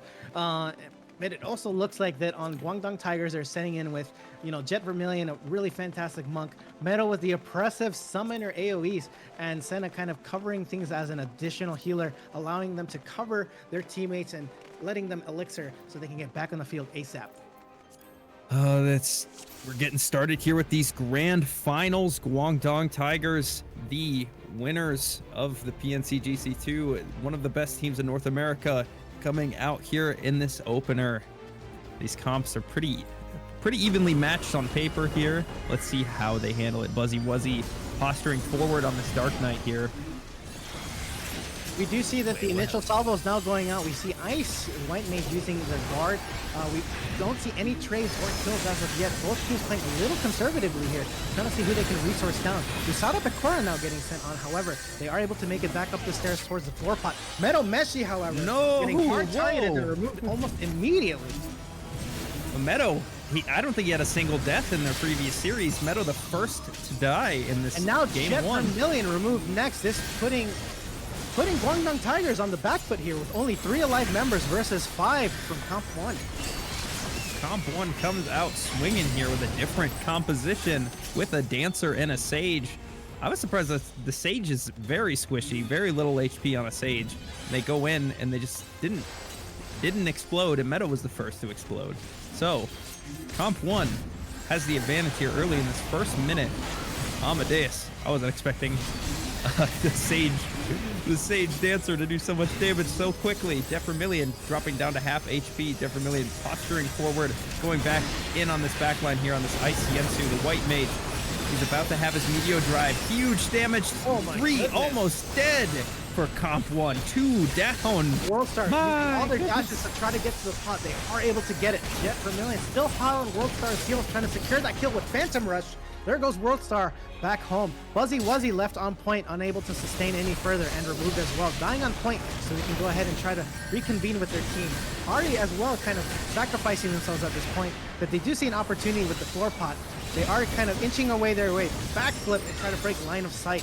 Unfortunately, there is no floor pot waiting, but they do have the comfort to be able to try to reset. However, Jet Vermilion hot on the heels again, not allowing them to use their elixir.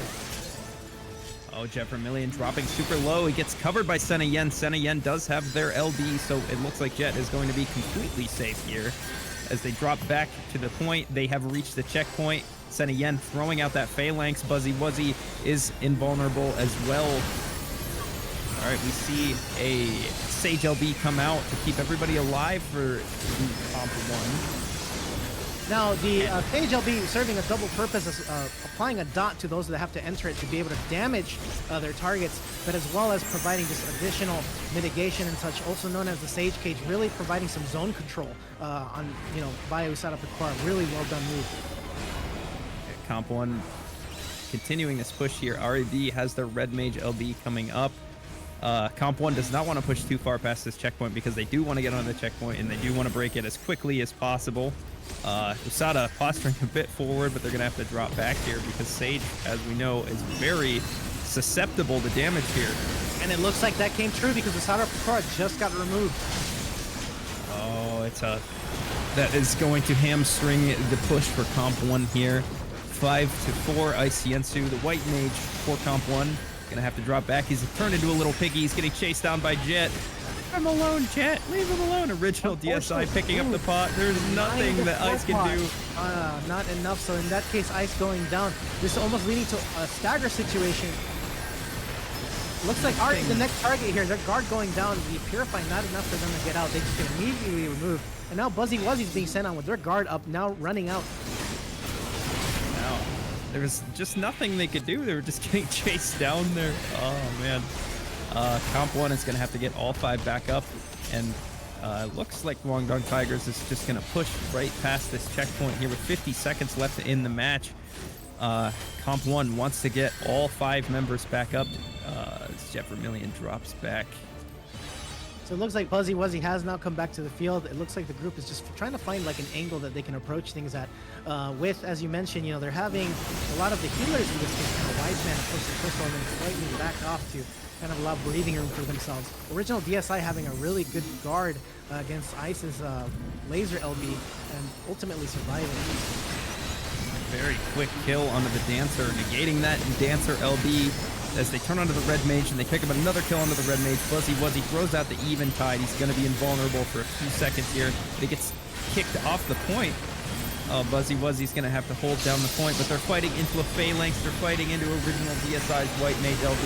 The Sage LB comes out. Combined with the Dancer LB to try to lock down the targets inside of the cage, pretty much taking damage over time. Unfortunately, it was not enough to really secure anything in regards to the kill. They're just buying as much time as they can. Usada trying to be creative with the placement of the LB, but was removed in exchange for that.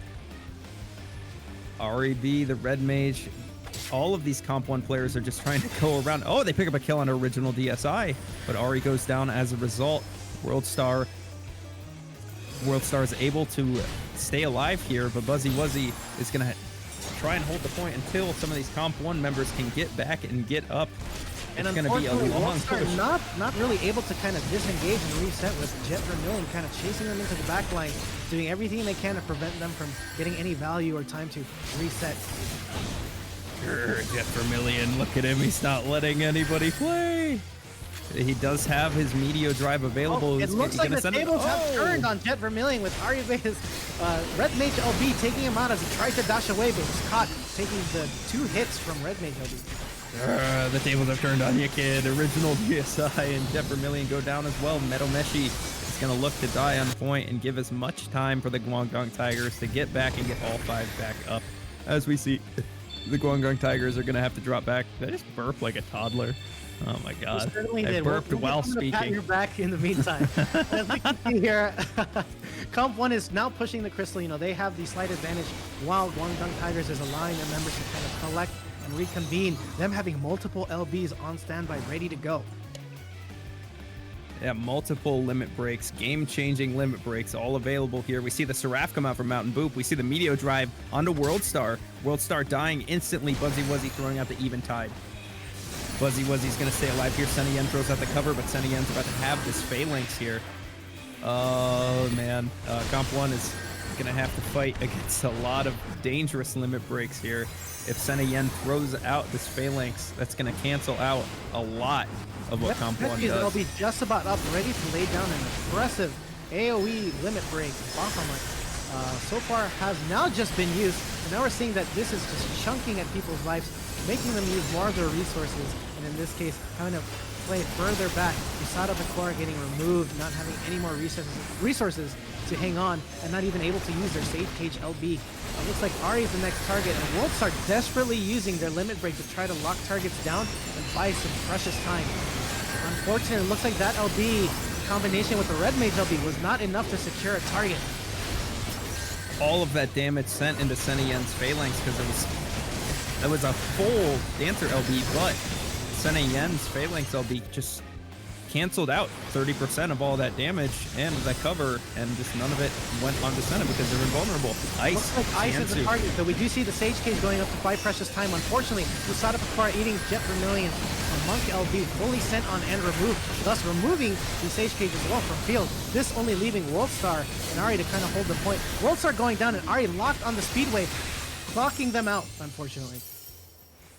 Impressive showing for Comp 1 to keep the game alive for that long into overtime there, but still, Meadow Meshi on that summoner just doing too much damage, too much pressure applied for Comp 1 to be able to respond to these Guangdong Tigers, Amadeus. That's a lot.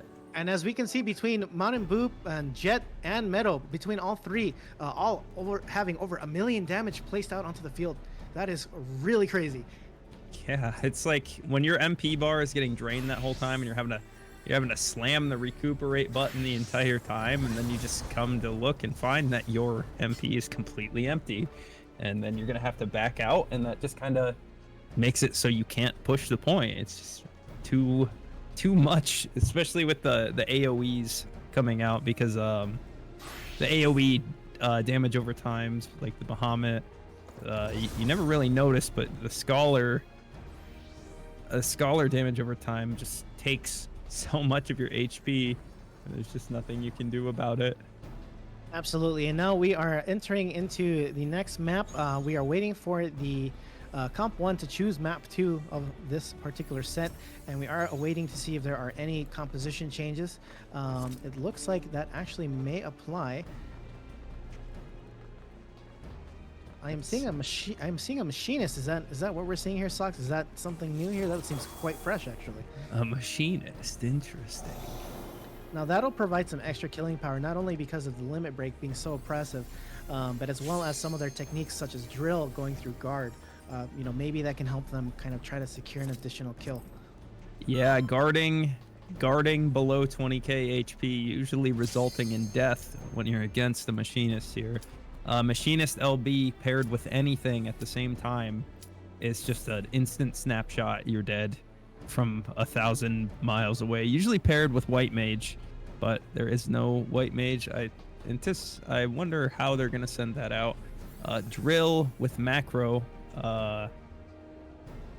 And it looks like we're going into a Las Vegas CCRC flashback as we're coming back to Red Sands as the next map. Let's go. Astra. Oh, everybody's still in space. Look at them, they're floating through space. This is game 2.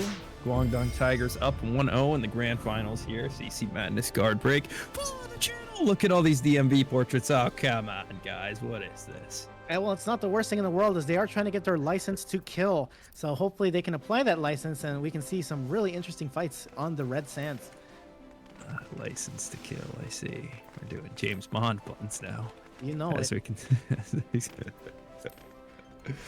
World Star does have the golden gun, as they are on this Machinist here. But Jet Vermillion, with his golden eye, will be able to spot the Machinist and throw out that Meteor Drive to take them down. But Metal Meshi has no time to die here.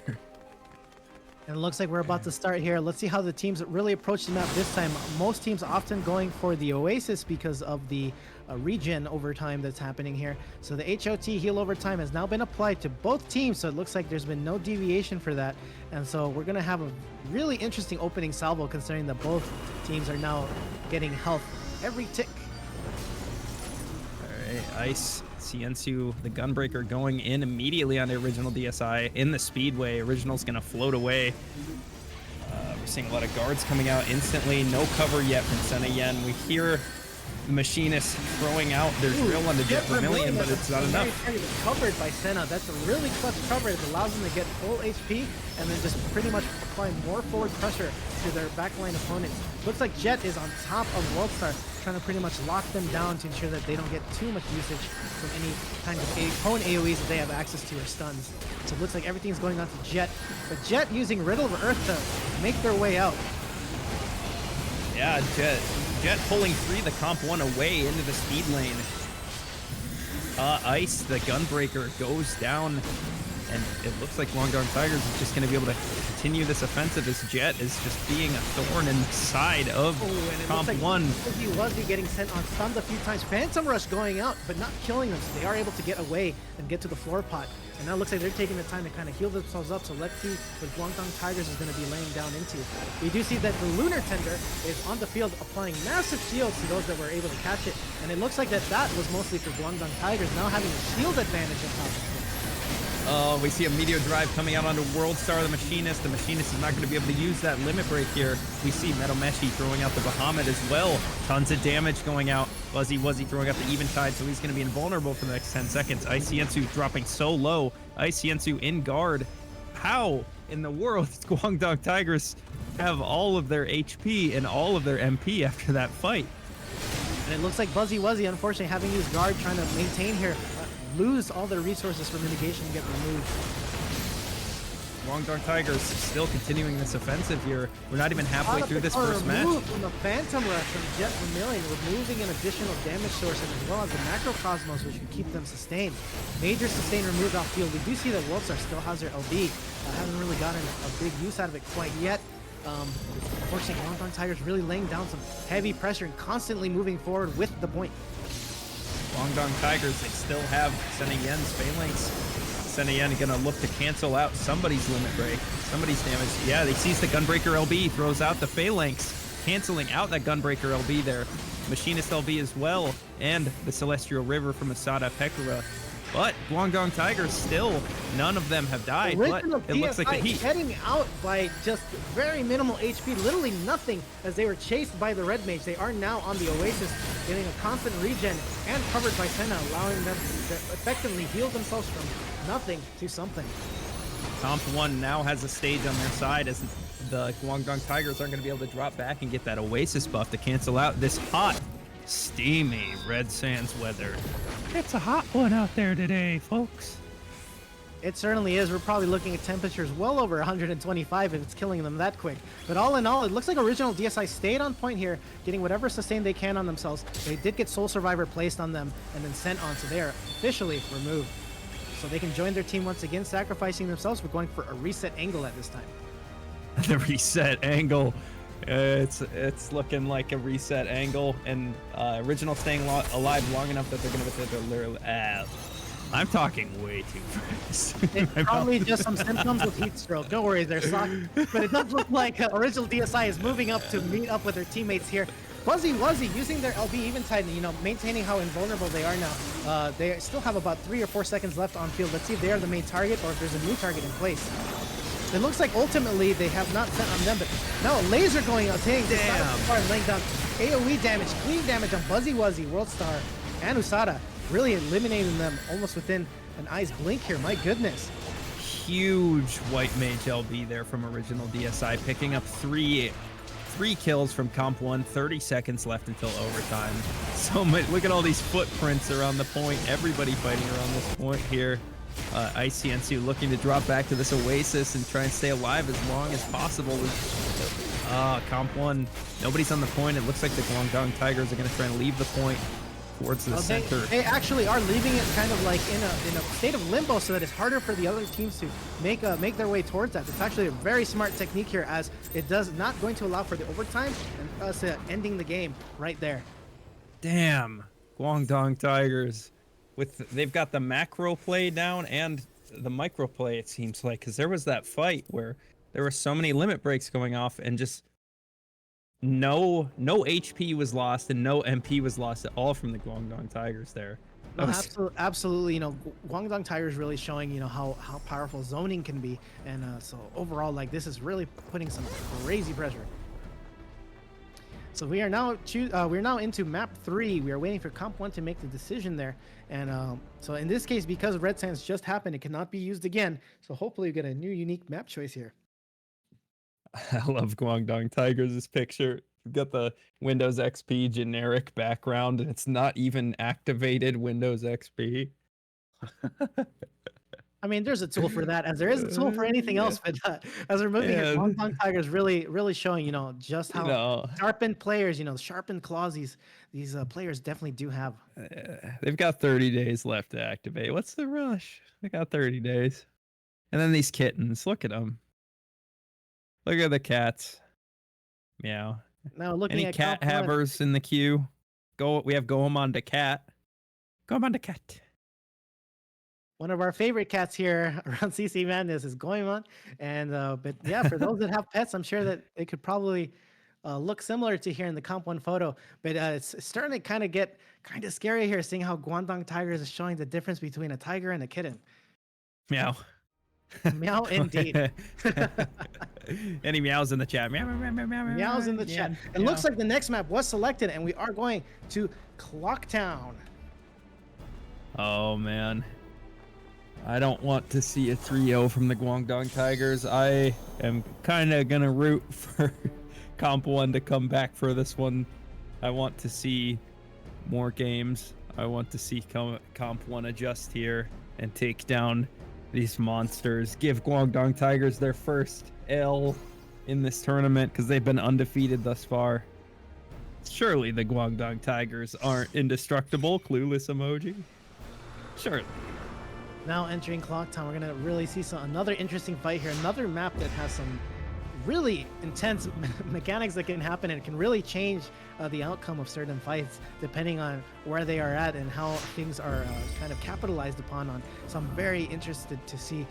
We do see Buzzy Wuzzy now in full elephant costume, really fantastic. The Quadra Healer from Comp 1. Amadeus is the Quadra Healer, the answer to the Guangdong Tigers. We'll definitely see, because we do have to take note that a lot of these healers are able to apply, like, you know, extra mitigation, sustain, damage over time, and as well as reducing how a team can heal with the Scholar's Mummify and things of that sort. So it's going to be rather interesting to see how this goes, or if the Guangdong Tigers have sharpened their claws and are just going to keep putting that massive pressure forward. Cause it's the eye of the Guangdong Tiger, it's the thrill of the CC fight. Rising up to the challenges of Comp 1, yeah. They got 4 healers and they can... Yeah, 5 healers in a trench coat can equal a good DPS. We'll see if that's true here. And then we're seeing that Guangdong Tigers is already moving forward and already kind of maintaining their positioning control and their zoning over the crystal. I don't see any trades going off so far, and it's hard to determine who's actually the first target to go. Original DSI taking some major damage and is now getting sent on once again. However, they got covered by Senna. Yeah, quick cover there coming out from the Paladin. There's 4 healers keeping everybody alive. The Quadra Healer along with the Gunbreaker on that green DPS. So we've got 5 healers, but it's not enough to keep Buzzy Wuzzy alive. Ooh, as Jeff Vermillion. 3 healers now, my goodness. Wait, they got 4 because they got the Gunbreaker on that healer junction. 5 healers here. What is it septuple? Septuple healer composition from Comp 1. Oh, we do see Jet Vermillion getting the cover though from Senna and being able to actually use their elixir in its entirety, getting back up to full health and full MP. And in exchange, they actually took out the Gunbreaker right after they healed. Gunbreaker going down there as Guangdong Tigers is going to take the advantage here early as they pick up that first kill. The Quadra Healer is going to have to come back and heal a whole lot. And they have to keep Osada alive. It's not enough. The 4 healers. Jet Vermilion's LB is too oppressive, and with the team collapsing on top of that as well, Osada Picora being removed here immediately. And it looks like Phantom Rush going out from Jet Vermilion onto Buzzy Wuzzy. Not enough to kill, but enough to at least put in additional pressure and causing Buzzy Wuzzy to have to kind of fall back even further in this point. RD, the Scholar, back in the Comp 1 base, but they're able to get back. They pick up a kill on Jet Vermilion there. Jet Vermilion dying at the front door of Comp 1, and they turn on to Meadow Meshi as they're throwing out this Gunbreaker LB, but he's covered. Covered by Senna, and Senna still having LB resources, and as well as the LB from White Mage. This could be an oppressive combo if used properly. Okay, oh wait, we see that robot throwing out the big orange circle of death. They pick up a kill on a Mountain Boop. Usada Pekora throwing out that Celestial River, buffing up the damage of these 4 other healers. Guangdong Tigers still not trying to give up too much of their position and advantage, so they're going ahead and still fighting. I do see Senna has gone ahead and used their LB, trying to pretty much lay down some oppressive additional damage using the follow-ups from that limit break. Yeah, it's an interesting decision from Guangdong Tigers to keep up this offensive, even though multiple members going down. They're going to keep up this offensive. Mountain Boop trying to wise man the point. I see Muhammad from Unomeshi going out, laying down some really impressive AoE damage. And Jet Vermilion still has their LB ready to rip. Which healer are they going to try to go for? We're seeing a lot of health bars bouncing up and down from these 4 healers here. We're seeing the Sage LB getting put out on the Jet Vermilion, but Jet is covered. Sunny Yen. Oh, we see a Meteor Drive come out. World Star going down. Guangdong Tigers just really amazing enablement tool from Senna, pretty much using that cover to allow Jet to LB comfortably without any repercussions. Now, is this it? Guangdong Tigers just looking to end as soon as possible. They're not even looking for an overtime. They're trying to just kill these Comp 1 players and just continue. Is this going to be it? Are they about to win the CC Madness Guard Break without losing a single match? 94%, 94.6 is where they have stopped at this time. Looks like they are still maintaining crazy pressure. Original DSI getting sent on and ultimately removed. Not able to use that White Mage LB immediately. Comp 1 is going to be able to come back here in overtime as they pick up another kill on the Jet Vermilion. These Guangdong Tigers are going to have to drop back here. Comp 1 with a minute left, they're going to look to do what happened to them. And they had that 99.9% game where they ended up losing. So let's see if they can do the same and stay alive here in the grand finals of the CC Madness Guard Break tournament. Comp 1 now getting some gains here, 25%, so quarter of the way there. Looks like, however, there are only about 35 seconds left on the clock. Guangdong Tigers having a bunch of LBs going live now. This is actually going to be really impressive if they can combine them or pretty much stagger these LBs out to remove different targets. Usada Picora will be going out to provide additional damage, but nothing has been eliminated as of yet, with Comp 1 having a lot of their MP resources drained at this time. The 5 healers living up to their 5 healing. Wait, we finally see Ice Siensu going down. It's a 5v4 with 10 seconds going into overtime. Guangdong Tigers, is this going to be it? Somebody from Comp 1 has to be on the point. No mat flip, even though it did get triggered. But, they're still on the back foot here with Buzzy Wuzzy's resources running out and being focused on. We do see that some LBs are now going out, causing additional mitigation and damage. Sage Cage trying to buy some precious time here. But will they be able to get any kills with the assistance of it? See the Sage Cage is keeping the dream alive here for this Comp 1 team, but it seems like they're kind of on life support here as the Sage goes down. It is a 5v4. Comp 1 has to stay on the point here or it is over for them. Oh, so many health bars dropping for the Guangdong Tigers. It's looking good for Comp 1. This World Star is going to be coming back here in a few seconds. They're going to have all 5 of the Comp 1 back up, but Original DSI throwing out that White Mage LB, huge cleave, but they still have all of their health bars, the healers. And Healers DSI doing what they themselves can. actually eating an opposing White Mage LB, but they are still alive. No MP resources, but I do believe because of the additional mitigation, they might get some time to get away from World Star, who is hot on their heels here. Ari the Scholar, the first to die in quite some time. Comp 1 losing one of their members. It's a 5-4. Jet Vermilion has his Meteor Drive. Meadow Meshi has his Bahamut or Phoenix. We do see Jet Vermilion getting covered, allowing them some time to basically sustain themselves a little bit. Not able to fully use an elixir, but that's a-okay because it looks like they have their LB, which just went out to remove Usada Picora, and as well as Bahamut from Meadow to cause more AoE splash damage with Worldstar now down as well. As we see 2 of the Comp 1 team members go down. This is an uphill battle as they're fighting into this White Mage LB. They're fighting into Phalanx from Sena Yen, but they're staying on the point and they're staying alive somehow. Buzzy Wuzzy in guard. Buzzy Wuzzy fighting around the point, sending out their White Mage LB, getting huge cleave. Oh, it looks like original DSI was not able to be killed. They got covered by Senna, and now covered, they're able to use their elixir and get full MP resources once again. Jet Vermilion actually hiding in the corner trying to do the same, but unfortunately without that cover, they were able to get tapped and pulled out of that elixir. It's been so long since anybody has died here. The cover from Sena Yen doing so much. Oh, Meadow Meshi, the first to die on the Guangdong Tigers in quite some time here. It's looking good for Comp 1 if they're able to get this Paladin LB out of play. Guangdong Tigers are going to have to drop back. Sena Yen fighting around the ground pod as he's getting chased down by Worldstar, the Sage. Sena Yen actually able to go back to base, get a pot from there, and their LB live as well with Jet Vermilion's LB going live. Hopefully, we'll see if they enable them once again for the Monk LB without any punishment. So far, it looks like Senna has actually covered Mountain Boop instead. Jet not using their LB quite yet.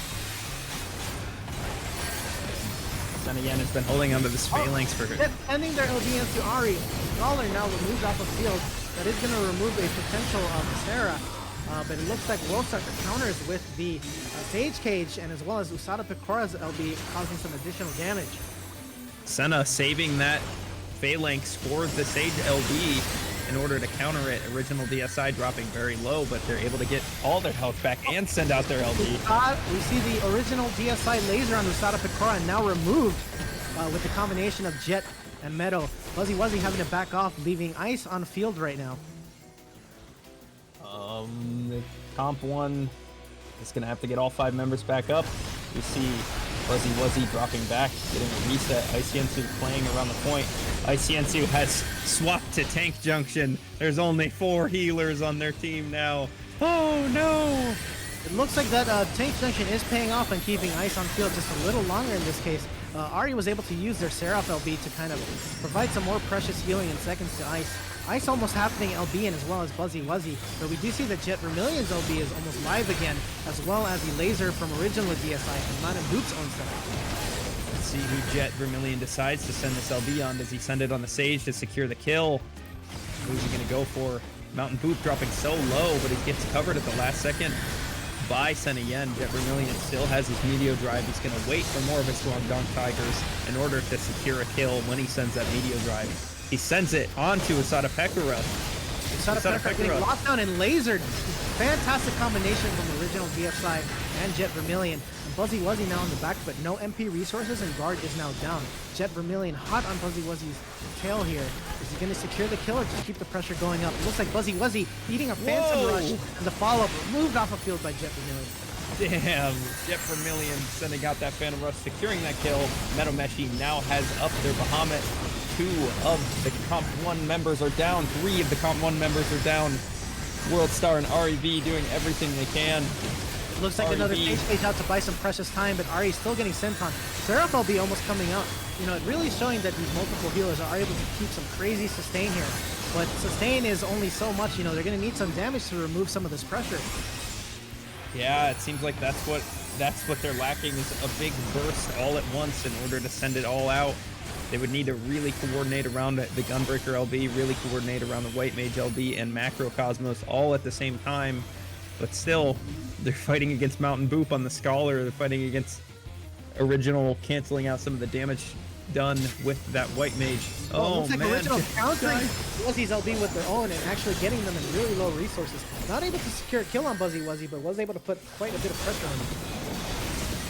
Comp 1's healers working overtime here, keeping whoever is trying to hold the point alive. The Gunbreaker just can't die since they're in this they're in this tank junction, and they're being healed by four different people.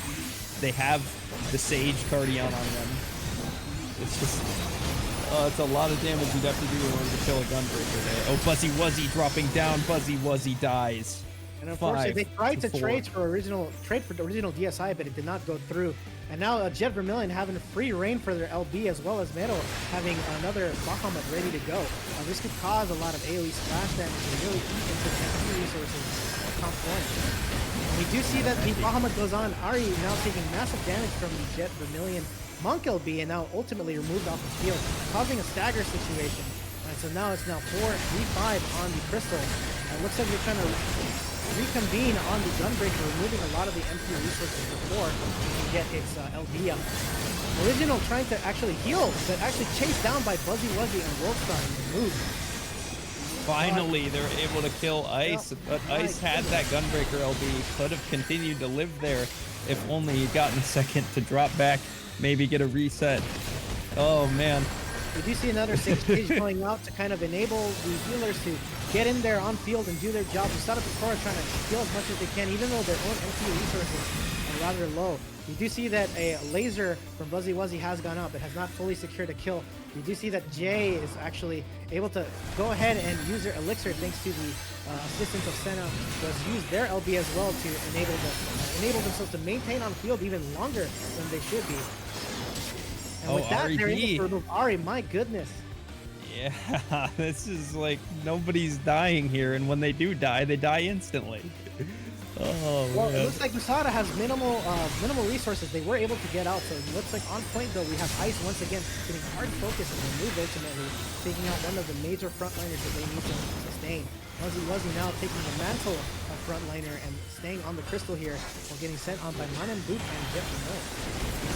Looks like Phantom Rush followed by a laser from original DSI secured Buzzy's fate, and as well as a follow-up onto USADA Picora has now removed another major sustain factor with Worldstar in guard, desperately trying to hold on to the point here, getting sent on entirely by the group, and now only leaving down Ice and Ari, but Ari removed so quickly, only leaving Ice unable to make it back to point. Oh, that's gonna do it. A 13-minute banger. Holy frick. My goodness. And this really showing, how powerful of a monk Jet Vermilion is with 11 kills and 1.6 million damage.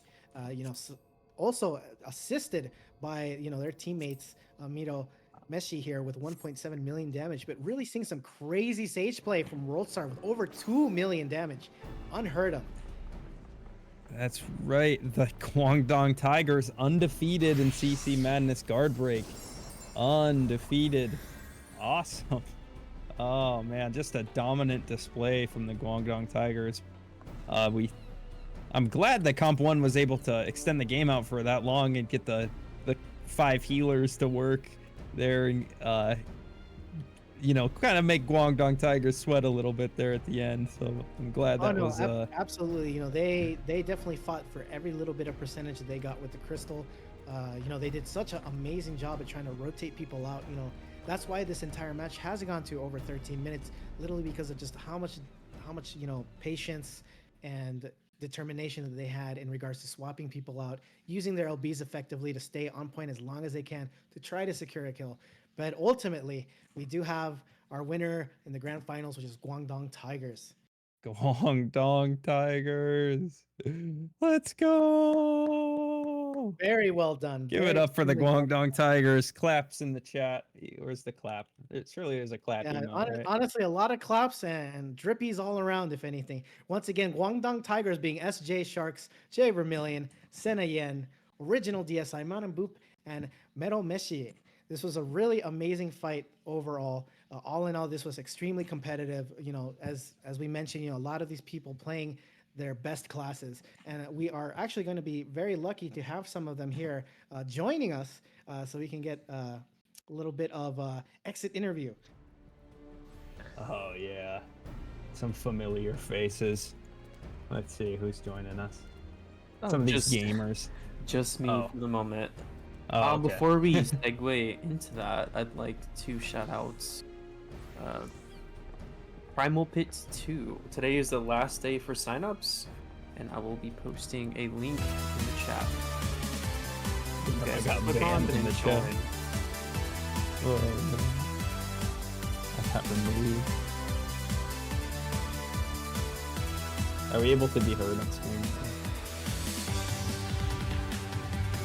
Absolutely. Okay. 100%. So before we get them in here, what did you guys think of those games? And is that how you guys expected them to go down? You know, Not all gonna in lie. all, Oh, knowing you that go these ahead. teams, these teams have fought each other before in the January bragging rights, and just seeing this all over again, just really showing how much dedication and time that these teams are putting together all the time. It really just surprises me, just how well that these teams understand the classes, understand positioning and micro and macro play. Overall, just like leading to these really crazy fights where as I mentioned, World Star on stage getting 2 million damage, like that amount of damage just unleashed from stage really is a testament to how long World Star was really fighting for their life and just still laying out damage, even though they were being sent on, or they've had their LBs, trying to maintain the point and zone things out. All in all, though, this was really intense and really just a work of art, a movie in itself, if anything. I'm not gonna lie, I was a little bit disappointed that it was a 3-0. I mean, the last match was it was close, but I wanted to see some more games.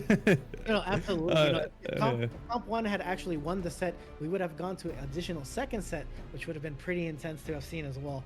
But I do understand kind of that slight disappointment, because we all love watching these teams perform, watching these teams do what they do best, and so it's a shame that that it's coming to an end slowly.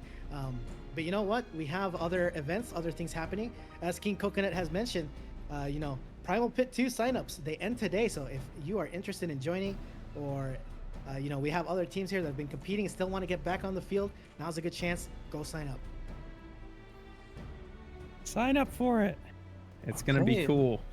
With that being said, let's hear from our winners, and I will pull them up shortly. All right, yeah, let's get all these guys in here. Absolutely. Uh-oh. Here they come. The Guangdong Tigers. Holy frick.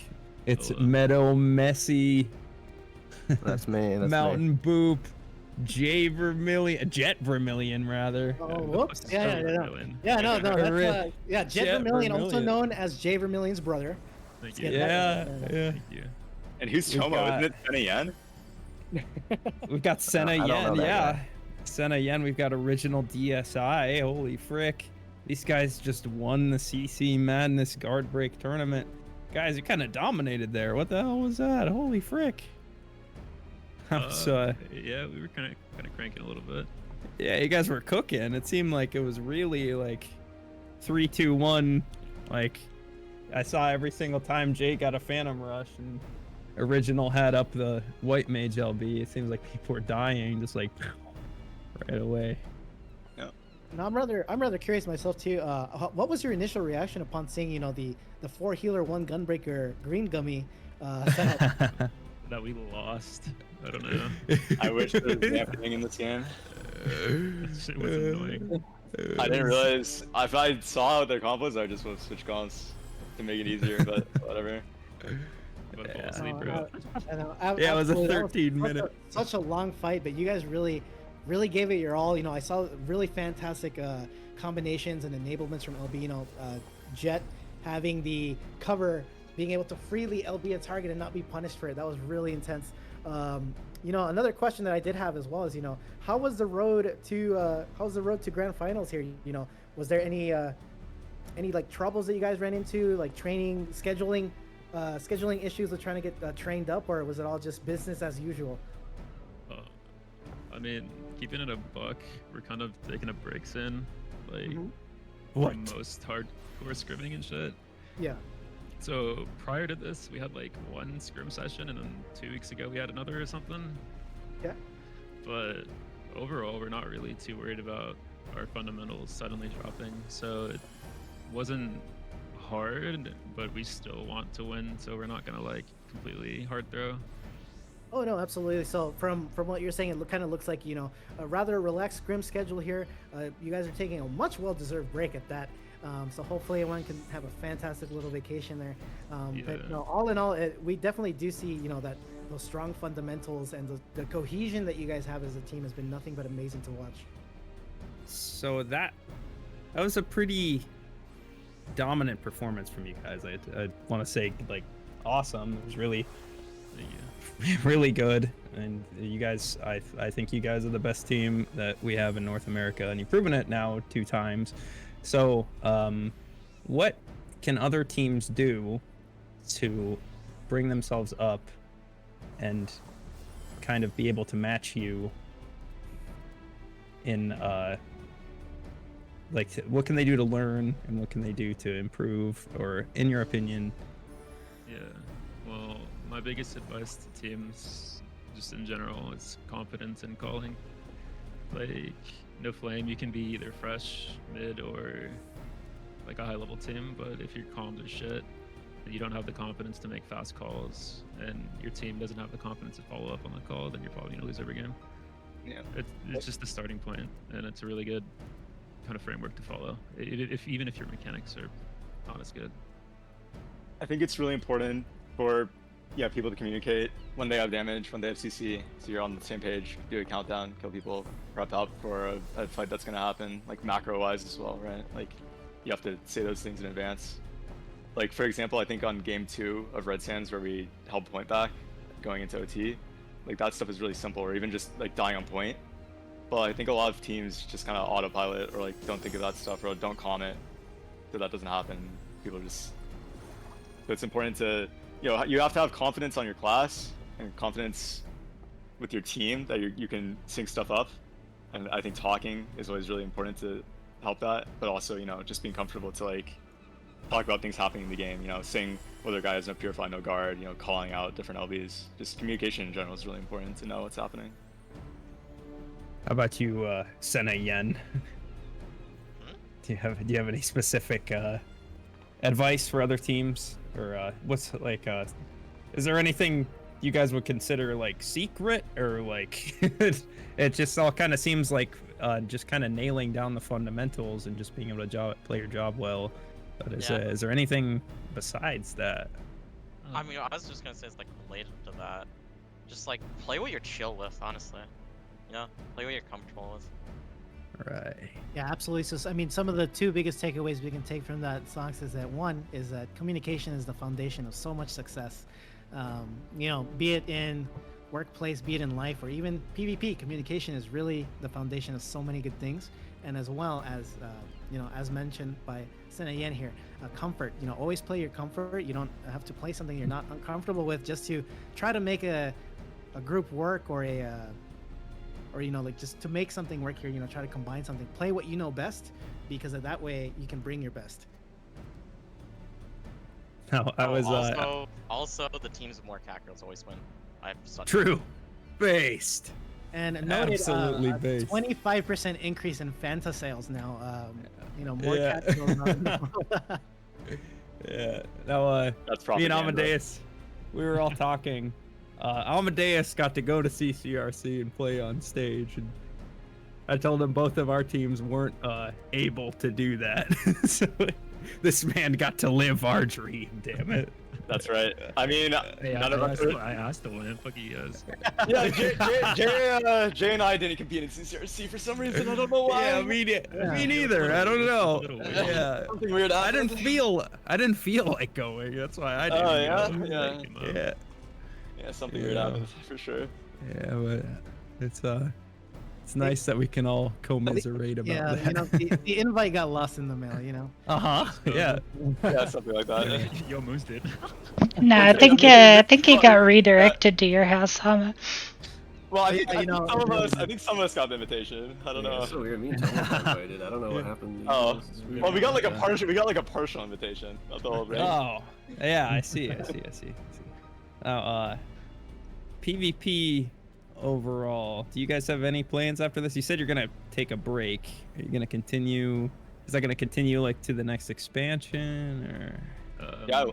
At least for me, it's like playing super seriously. We're gonna still compete into things, but we'll just like almost that's a lot easier. Like scrim schedule is probably for the best. It's Yeah, hard as maybe like fuck. once in a while. But we'll sign up for tournaments and stuff Oh, for yeah. sure. We're gonna show up for Gil, and we're gonna We'll get show up it. for we're tournaments. and then we're you won't trying to see us sign again. Well, Oh, yeah. Trying to. I'll log in for a tournament, but I'm need to grind some Wrath Classic, I need some a Kata fish. Classic. Are you Super. fishing? The see. Fishers? Fish? No, for PvP. Fishers? What? Fishing? Fishers? Maybe. Fisher, Yeah, yeah. I might fish. Yeah. Maybe like a one chunk Iron Man in old school RuneScape, no combat. I see some Masters of the Sea here. I see an Of the Final Conflict rank 1. See, now, yeah, whatever. You guys see this Wings of Fire title I got on? Let's fucking go, guys! Yeast. 1,000 rival wings. Oh, I'm gonna rip my shirt off. You know, speaking of the expansion, that actually did bring a question to my mind here. You know, with the introduction of new classes, you know, Pictomancer and Viper, are there anything that you guys have on your wish list for changes to, you know, PvP? Any particular things that really stick out to mind that you wish to see, you wish Nerf changed? Or... White Mage. Oh no. Smoke. Okay. There are specific class changes, but the biggest would be to not have the worst server of any game I've ever played, so my build is gonna go off instantly and not after 400 milliseconds. Yeah. And then add in a more and sync and Fix Mud, merge fix White Mage. and merge all the Please data delete centers. White Mage LB. Like all the NA data centers could be on the same.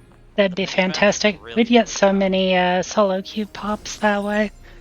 Yeah, But you know, I a think lot the of reason the ping advantage is so bad is because like how the game is coded, so like it takes so long for abilities to go off. that makes sense. So hopefully the introduction of some sort of a rollback netcode, but so far a lot of pressure on Square Enix, small indie company by the way, to improve the Rollback situation.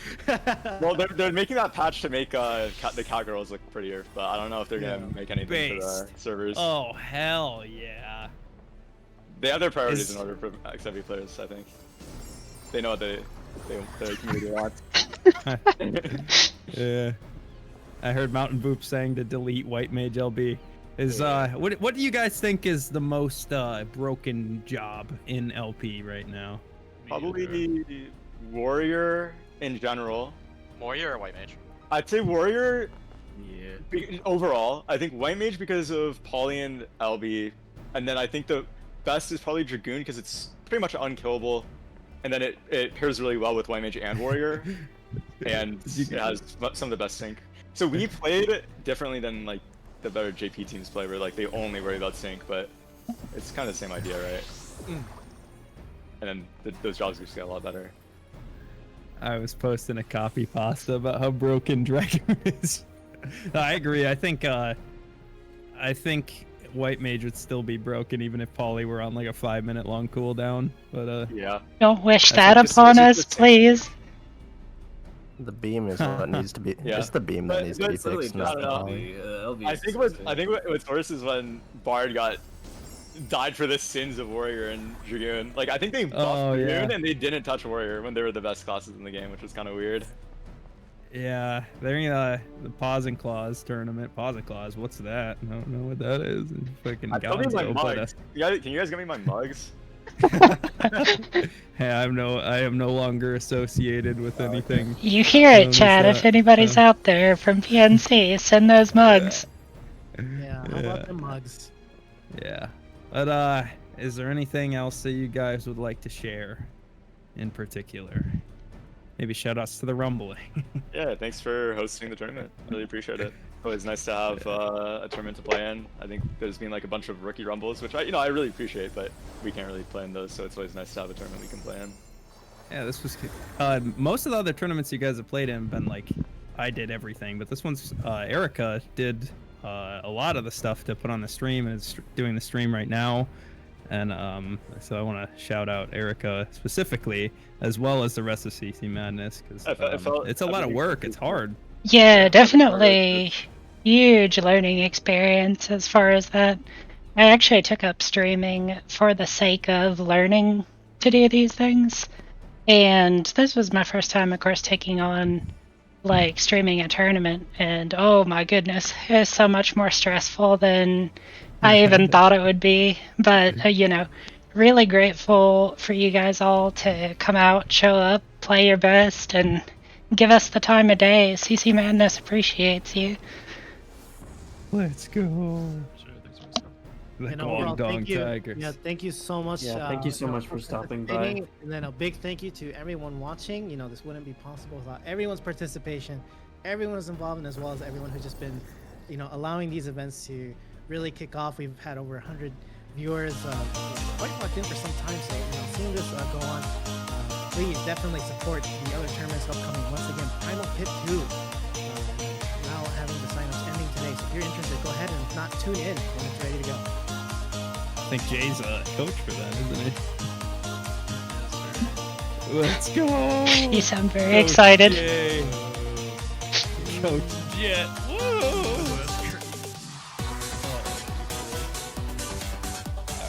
With most of that out of the way, again, I just want to give a huge shout out to all the teams that signed up and participated, especially you guys. It was a pleasure watching you guys kind of steamroll your way through the competition, as well as the organizers, with Goemon, you know, Erica, Merlin, and Erlyn, Sil, like everyone contributing to help put this together, as well as the announcers that showed up. Alice, Amma, Lith, Merlin, Pio, Soxfaro, Zeke. It was, and of course Rook. So it was a overall great experience, and then of course the prize pool money contributed by all these amazing people: Goemon, Archon, Fool, Yuki, Merlin, Amadeus, Castella, Velos, Naya, Muto, May, Neo, Seraph, Alice, Prezi, and Coco Cosmos. So yeah, and then we're gonna close this out, but in the meantime, we're going to raid J Stream, so give them some love. Yeah. Yes, Congratulations, a winner's Guangdong raid. Tigers. Big win. Congrats. Tigers. Yeah, congratulations, guys. Yeah, thanks for listening, guys. I taught them everything they know. We all Yeah, well, True and real. Play one ranked match without getting mad challenge. Fucking impossible. That was kind of sad. Not a lot more samurais at the end of things. You know, I would have loved to have seen some crazy like Zantetskens or like, you know, really good usage of Midare Setsukeka, like just really getting that like that sync down with samurai. But oh well, we had Yojimbo and that was great. Yojimbo. I'm gonna want to play at Siam Comp. Yeah, I wanted to Maybe play next some time. stage. Where's our Samurai Yeah. Black Mage? Yeah, let's see that for next time. Yeah. Uh-oh. We'll see what we can do. We're raiding J Vermilion XO. All right, the raid is now starting. Everyone, go ahead and head on over. Thank you once again for tuning in for CC Madness Guard Break. Let's go. Yeah, see you guys later.